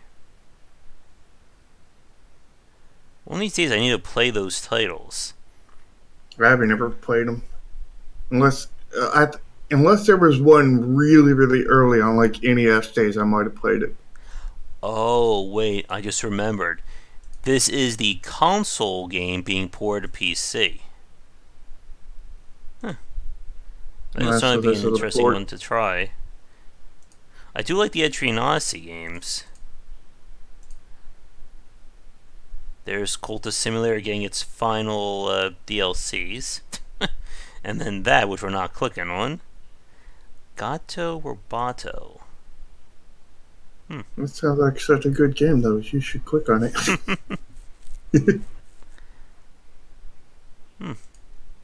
Looks like that Minute game. Yeah, it does look like Minute. But that's just because of the art style. Yeah. Like, just, as we said, that Plague Punk game looked a lot like Paddle Box.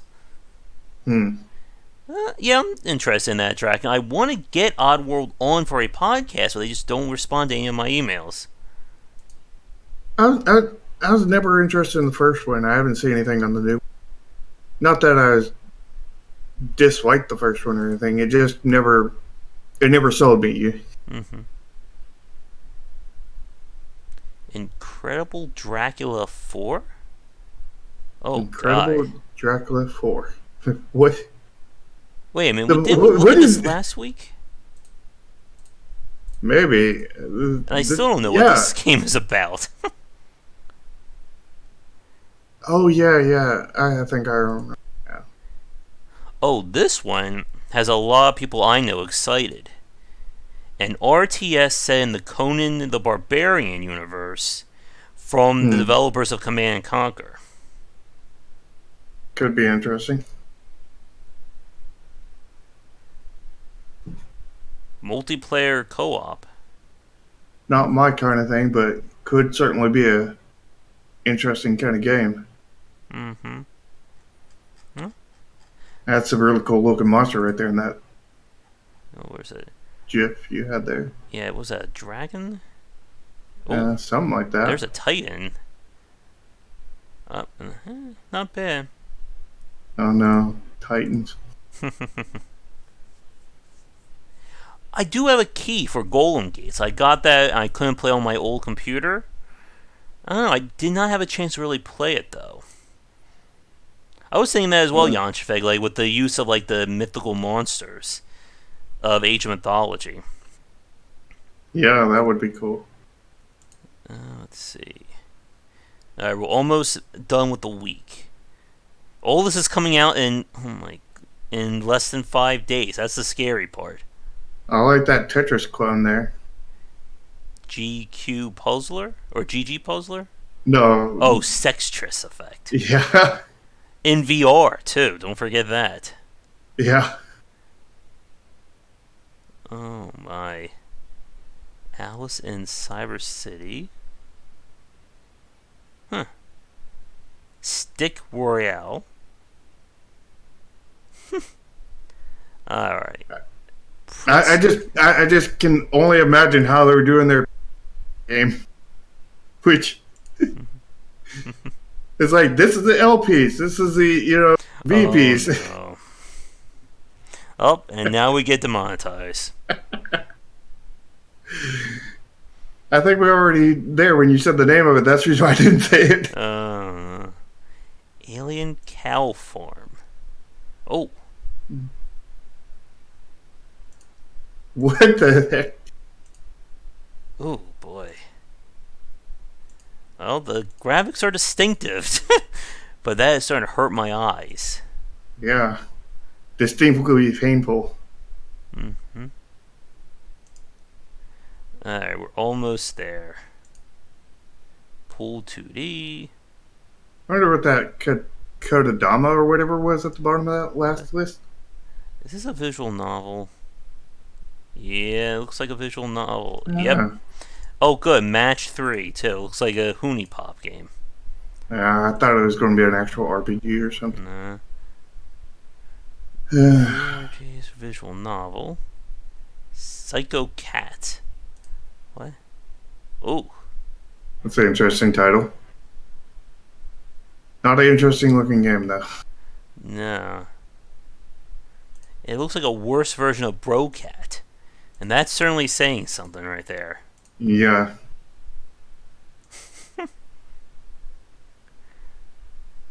Alright, I think this will be our last page. How do you like it, Elon Musk edition upgrade? Wait, so is the game called How Do You Like It, Elon Musk?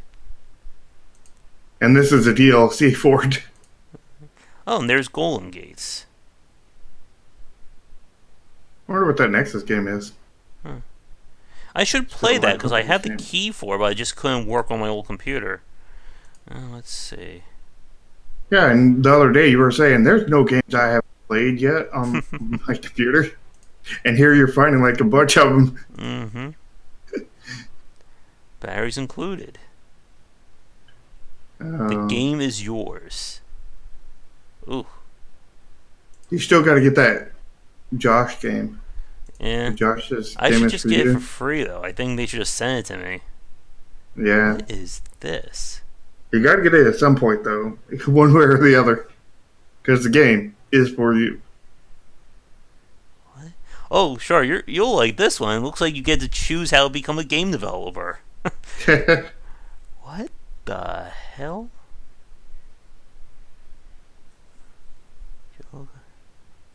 Is this a filling simulator? It could be. So you vote for the game, then you have to make it using their editor. Okay. Oh, that's Jeez. something. Weird. Pokemon. What? Pokemon. What? It looks like a mobile game. And it goes far up and not fall down. Ooh, good includes 3 modes: easy, normal, and hard.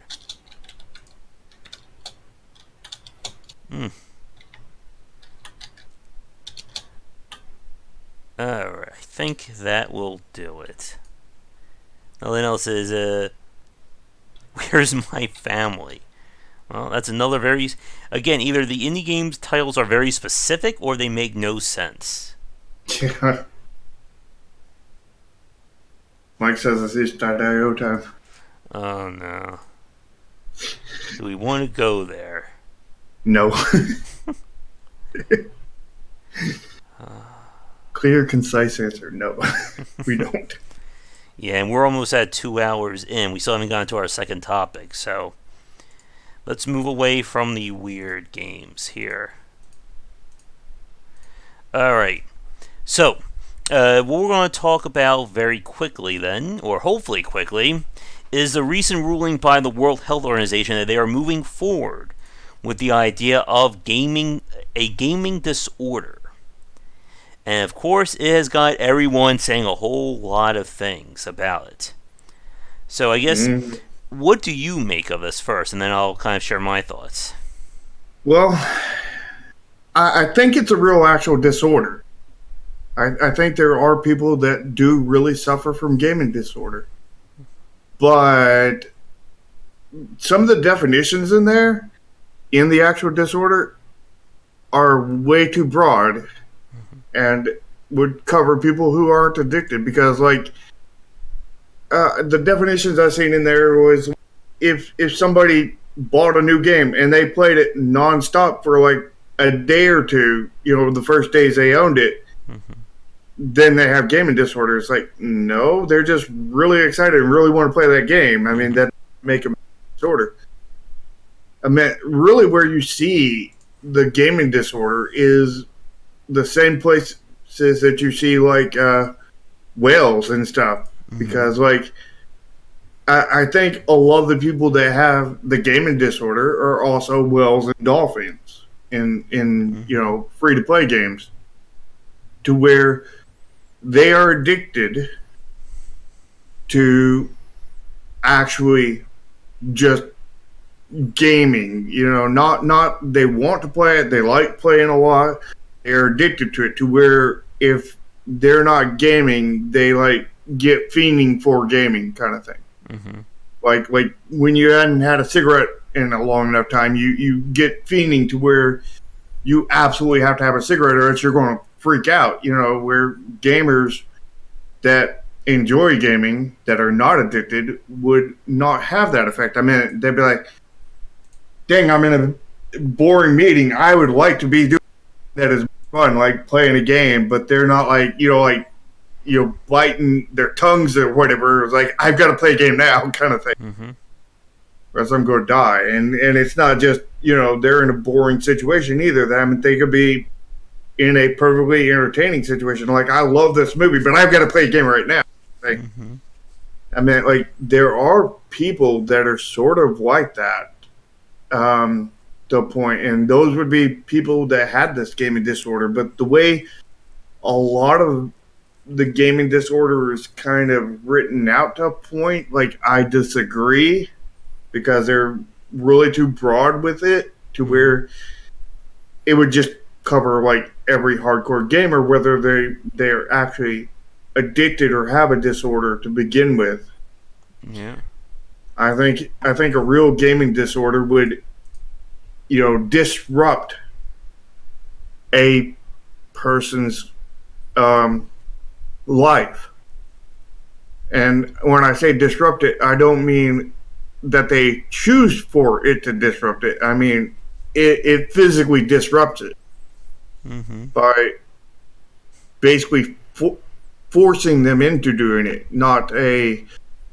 I would rather not deal with this, so I'm going to go play a game. Yeah. Kind of thing. None of that. But like like, even if you're doing something you really enjoy, it interrupts you, and you're like, I can't enjoy this thing because I've got to go play a game right now, or else I'm going to freak out, kind of thing. Or, I don't know, like, but there is like psychological needs in there, and like, people that have like addictive type personalities can become victims to this. Mm-hmm. And they become victims to free to play games and whatnot, and become whales and dolphins, even if they can't afford it. Because what I found is a lot of the people that are dolphins and whales are not necessarily poor, but definitely on the lower side of income, to where they're putting in most of their income into the game. Yeah. And I think okay, it just goes together, kind of thing. Mm-hmm. Or what? Mm-hmm. Yeah, I think I would agree with that. And it's something that we've talked about before, that the people who would succumb to a video game addiction have like the same tendencies as people who succumb to alcoholism or gambling, mm-hmm. or any other of the many quote unquote vices in the world. Yep.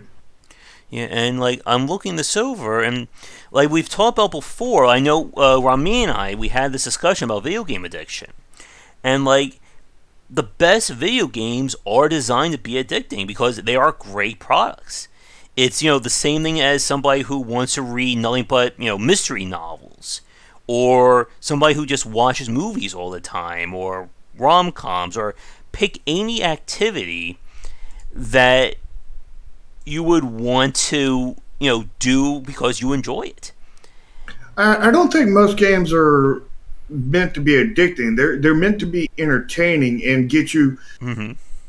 involved in it the most, in every sense they can. Mm-hmm. It wants to attract you, not addict you. You know what I mean? Exactly. Yeah.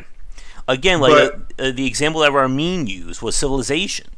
The people who spend 5-10 hours trying to get through a Civilization or more of a playthrough, they're playing that not because the game is forcing them to or is manipulating them to. It's an enjoyable game that they want to play. Yeah, there's a very much a clear line between addiction and wanting to. I mean, addiction is where you're forced to because of I mean, you may hate cleaning, but you may have an addiction to cleaning. I mean, to where it's like you absolutely hate cleaning, but if this one thing is not clean, people who are obsessed, it's going to kill you, basically. Yeah.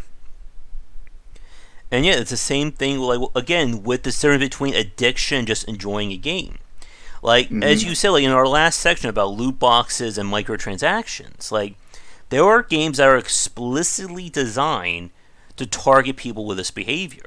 You know, if you buy this now, you're going to get this $600 package at $50. You know, it's a great deal. You got to get it right now. And yeah, I mean, a lot of these AAAs, and probably some that aren't AAAs, but mostly AAAs, they've literally, like many years ago, I'm sure they're still doing it now, but they've hired psychologists to come in and get into the baser needs of our psychology and purposely try to addict us, and that's the reason why we have the systems that are today. It was probably a psychologist that came up with the idea for loot boxes. Oh yeah, I'm pretty sure if I get Ramin on right now, like he would talk about like where he saw like things develop on the psychology side. Yeah, and like we saying, like the people who like there are people like I think we had this discussion last time. There are people who have legitimately become addicted to video games.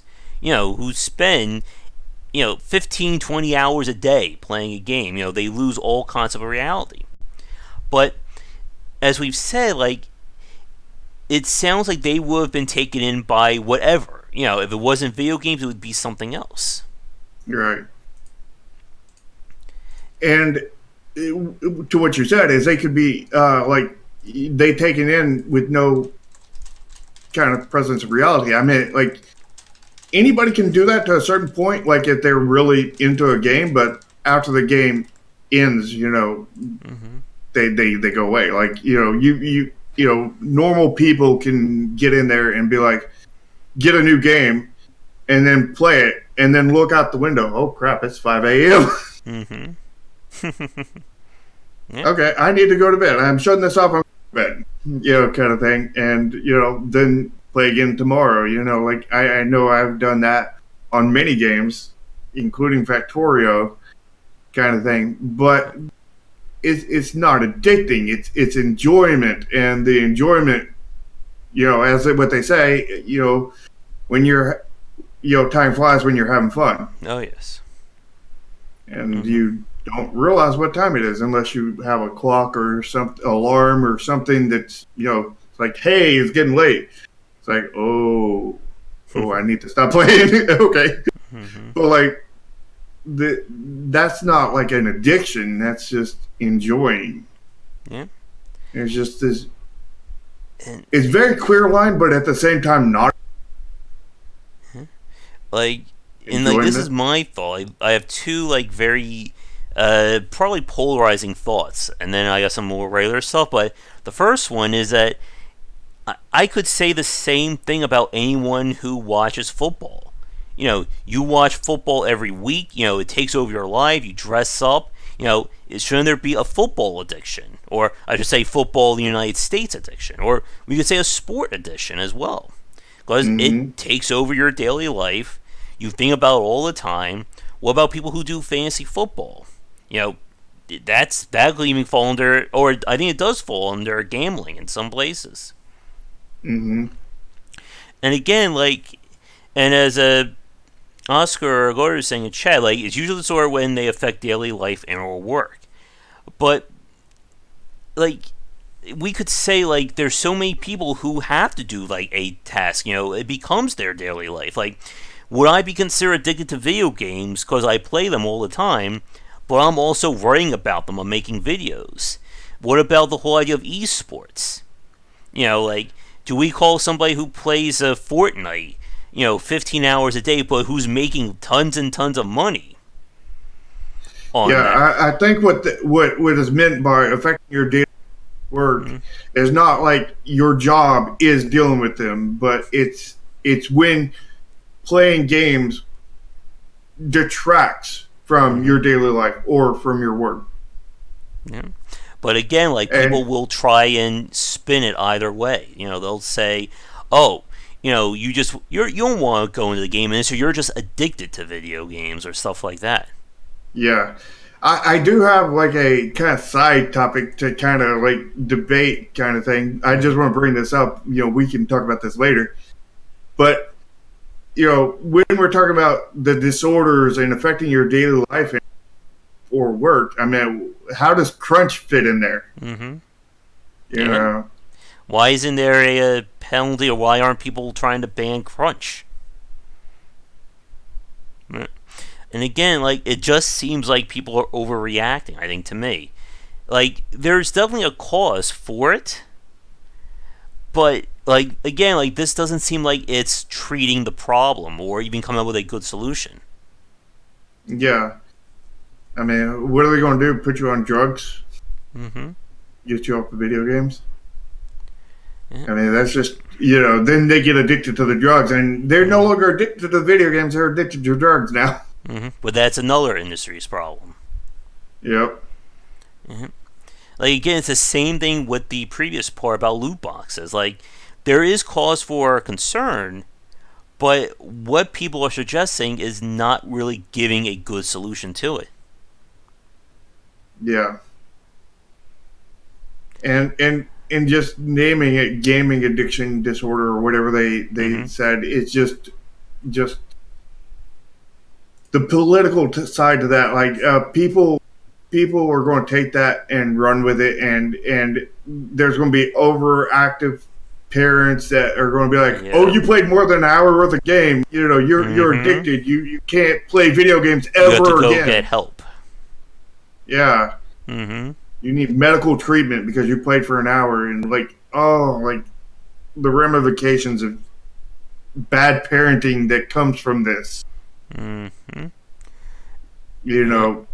We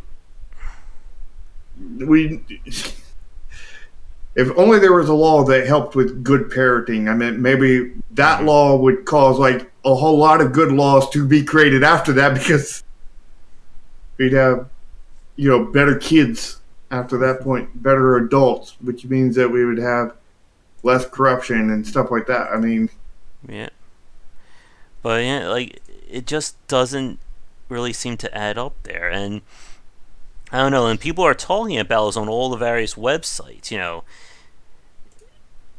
Like, it just doesn't seem like it's really going to like do anything, I think, of use.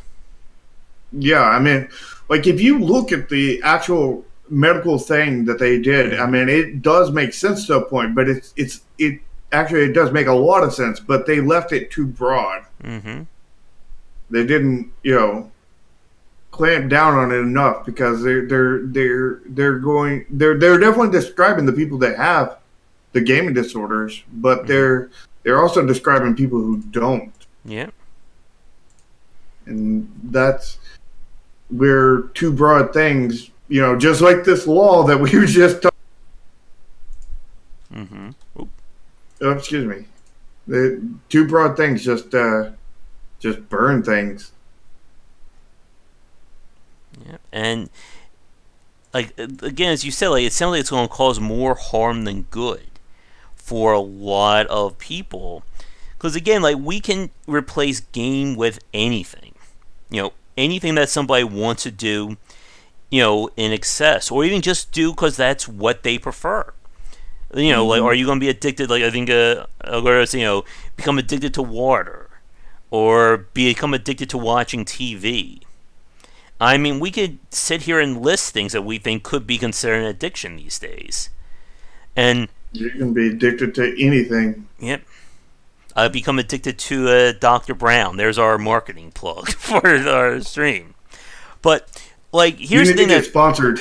Yeah, but here's the thing that really annoys me. Gaming is the wrong term to use, because gaming, again, refers to the gambling industry. Like, I would see it as like games addiction or video game addiction. Like, it just seems like it's going to cause more confusion than actually try and help anyone.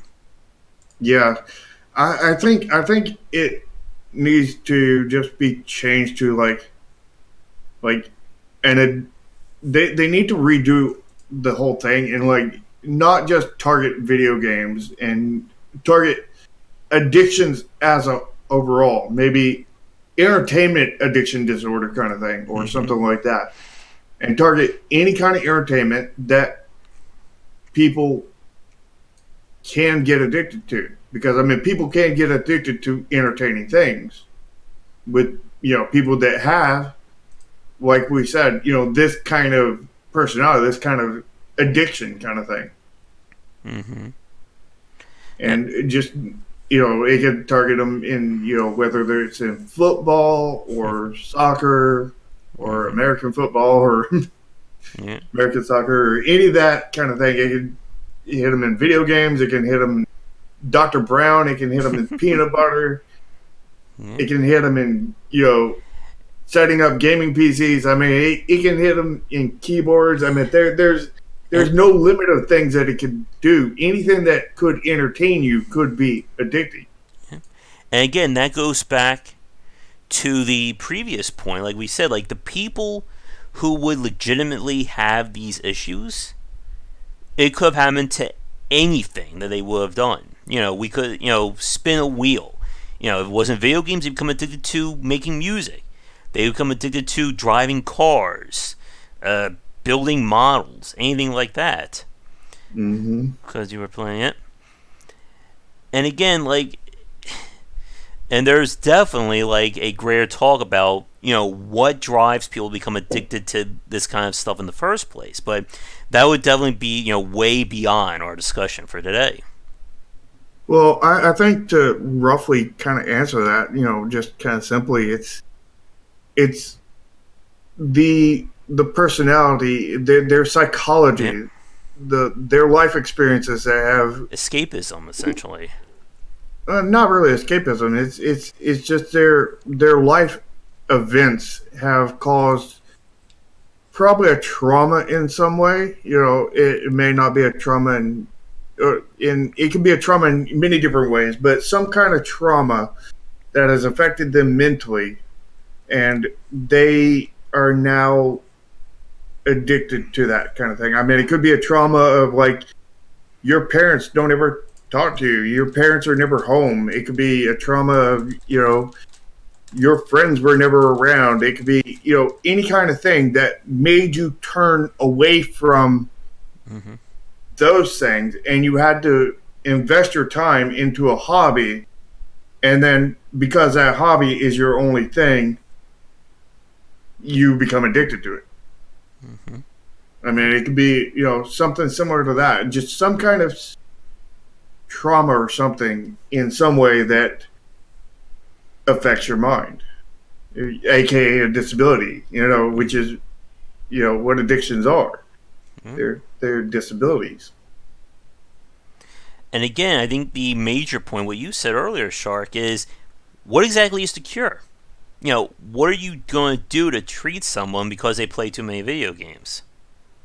The only thing that I could think of that would be a it wouldn't be a cure, but the only thing that you could do for treatment wise to any kind of addiction would be therapy Hmm. and and rules that your therapy tries to get you to follow. Like for a video game, it would be like maybe not. It wouldn't be quitting video games, but it might be cut down your hours. Like set an alarm on your phone and like at the time you have to quit, kind of thing. And or it could be you can't play this game, you can only play this game, kind of thing, or any kind of thing like that. Like your therapist would kind of go through that kind of thing with you, kind of thing, and it would be the same thing that you like alcohol would be, trying to cut down or trying to limit the times Hmm. where you could have Moderation, this. essentially. Yeah, Yeah. and the therapist doesn't have any actual control over you, but they can help you help yourself. I mean, therapy is that's what the whole point of therapy is to help you help yourself, not really it's not going to cure you. It's not going to get rid of any of your addictions. It's not going to get rid of any of your disabilities or anything. It's going to help you learn how to deal with them to where they no longer affect your life in as negative a way as they do. I mean, they'll still definitely affect you in a negative way. You're just lessening the cause, basically building up a shield or armor around your brain to try to prevent these things from hurting you as bad. And when we spoke to Ramin about this, we talked about how many games these days, as we said, there is that line between a game that is trying to be addicting, as in taking over your time, versus a game that is just enjoyable. Like, there are plenty of free-to-play, even retail games these days that are demanding your time. You know, time-limited events, force you to keep playing every day. And, again, like, there are so many titles out there that have gone that route, but you're not going to get that with a very blanket statement or a very vague bill. And I don't know, like, as we've said, like, I'm seeing in the back of my mind right now, parents like breaking video games, or, I saw on TV that they said video games are evil, so we're going to remove them from your entire house. Like, yeah, and then you get real videos of the viral videos that go in there where they're all staged to where parents go in there and like take a baseball bat to somebody's PlayStation or whatever. You get the real version of that. Yeah, and then it's not really going to help anyone, I think. Yeah, it's going to mentally scar children. Is what that's going to do. And of course, like, the ultimate cap would be then after they're done with that, the parents go, like, drinking for like the next few hours, or they just sit in front of the TV and watch that for 5 to 6 hours. Yeah. And back to your thing on timed events in video games, I don't think that's necessarily a bad thing, but like if done wrong, it's a bad thing. Like most things, like if it's only like on Valentine's Day, so you have to either say no to your girlfriend or boyfriend or whoever and play this game unless you're single. That's the point where it crosses the line. But like if it's like in Chromasia, we did a Halloween event that is available basically all of October. So, and it's not something that's going to take up more than as much as you want to play. I mean, like, it's only one stage. It's only like 10 minutes. Yeah, and you that can play multiple times. Yeah, and that I'm fine with. But I remember when I was playing Marvel Puzzle Quest, and what they did was they set up tournaments to explicitly end at like 5 or 6 o'clock in the morning, real time. Like, you couldn't get around that. So if you didn't want your rating to be lower, you either had to spend money or you had to be up until 5 or 6 o'clock in the morning playing that game. And that to me was just horrible.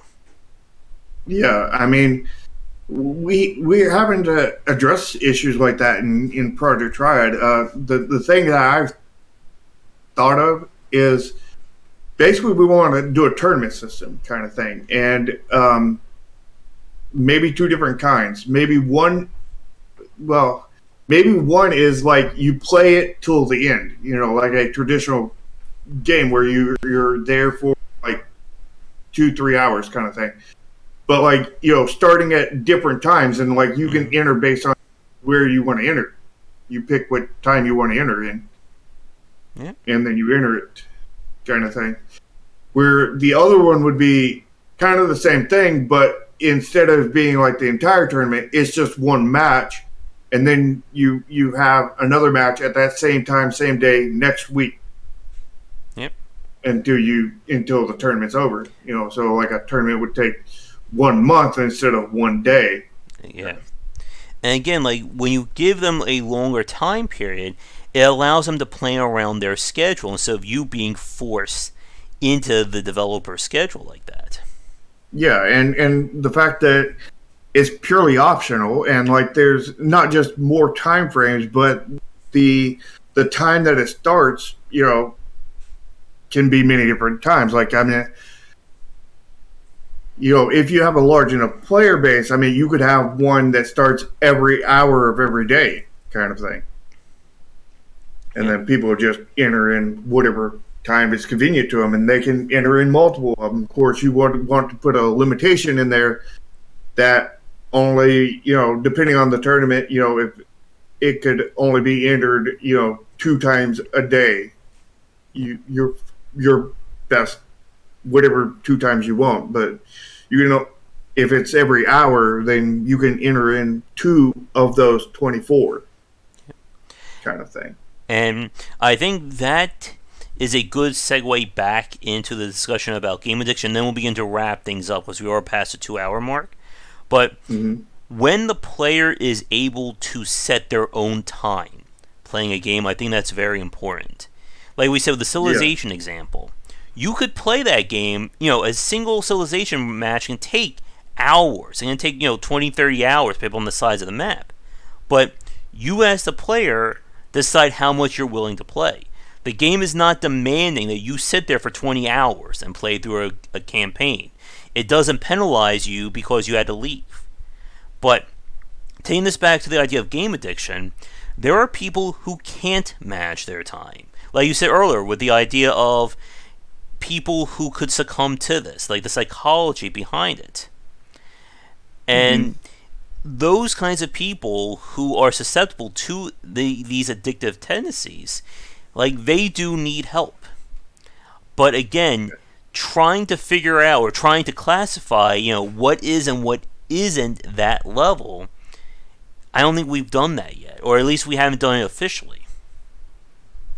Yeah, it's a hard thing to address, kind of thing, and putting out just as a gaming kind of thing, and it just brings up all kinds of issues.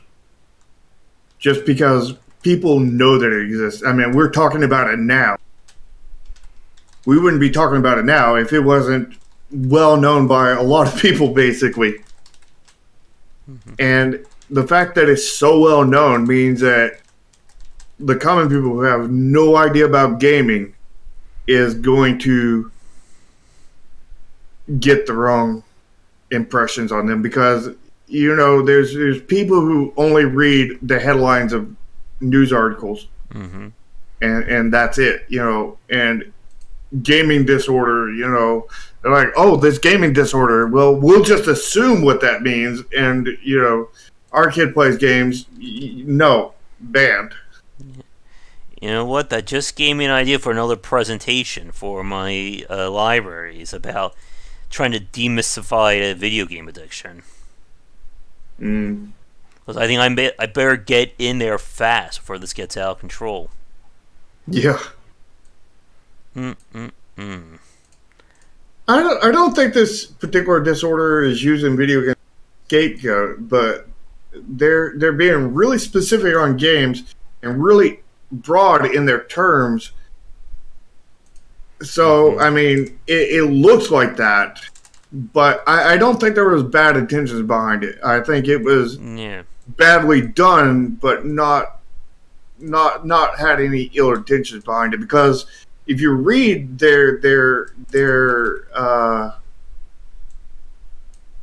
descriptions, like, I mean, it does perfectly describe the person we're talking about, but gaming is in the title of the name of it, which is, which this description can be used to describe anybody that's not just gamers. And the fact that the terminology is so broad that it could affect a lot of people who don't actually have this addiction disorder. And that's kind of the issue is I see good intents behind it, but done wrong, and the saying, the road to hell is paved in good intentions. And I also here's my final point, and then we'll wrap it up. But there's one thing that I also want to clarify. The part about it causing significant impairment to social life. Like, this is one of the biggest misconceptions about the video game industry, that it still really frustrates me that it still goes on. Because a lot of the games, especially today, are probably some of the most social experiences out there. Between the Nintendo Switch, online games, and just building up communities like this. Like, again, with the stuff I do with Game Wisdom and talking to people, to everyone here and you, like, this is like the most social I think I've ever been.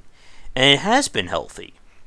I know we've seen stories about people who have met their loved ones playing World of Warcraft. Or one of my favorite stories is how Second Life has afforded a lot of people who couldn't be social, maybe due to physical or, location issues, being able to meet and talk to people that they would never have the chance to otherwise. So to say that video games hurt your social life like that, I just don't find that good at all. Yeah. I mean, the video games from the beginning have really attracted introverts, that were never really, very much into social to begin with. And it's given them an outlet and it's caused a lot of introverts like myself to be able to come out and be more social. Yep. I mean, but like, just because introverts want to play games doesn't mean that playing games turns you. It's what's that argument? Causation, not. What is that saying? Causation, not. I know when you're thinking, I just can't think of it either. Yeah, it's that. I'm sure they are. That's what we're talking about. They'll probably be sending a message here in about 30 seconds telling us what it is. Causation without correlation, maybe? Yeah, causation is not correlation. Mm-hmm. That's it. Yeah. But yeah, and again, like, as I was pointing to myself, I am 100% introverted here. And when it comes to video games, it has been a really great outlet. And we've seen studies that definitely show the positives for playing video games. And as our final thought for tonight, just like with the loot box and microtransaction issues, it's a case of, I think, the very bad examples standing out and just, completely overshadowing the good. Yeah. I mean, look at us right now. We have two talking to all of the internet that wants to actually watch. I mean, it's hard to get much more social than that. Mm-hmm. Video games turning introverts into not really extroverts, but getting them to socialize and whatnot, and running their own Discord channels, all this stuff. We may be introverts, but gaming has made us more. It's changed the way our introvertedness works, I guess you would say. Yep.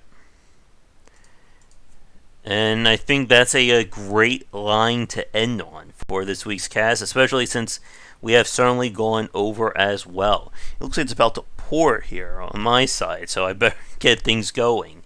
But I think with that, we're going to end our live show for this week. Shark, it was great having you back on. I think we had a really great discussion. Well, it was great being here. I enjoy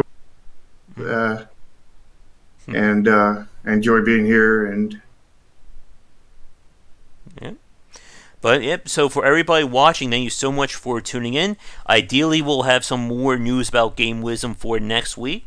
We'll be back around 3:30 EST next Sunday for our live show. I'll be back later tonight to play something. I just need to figure out what. Well, you have the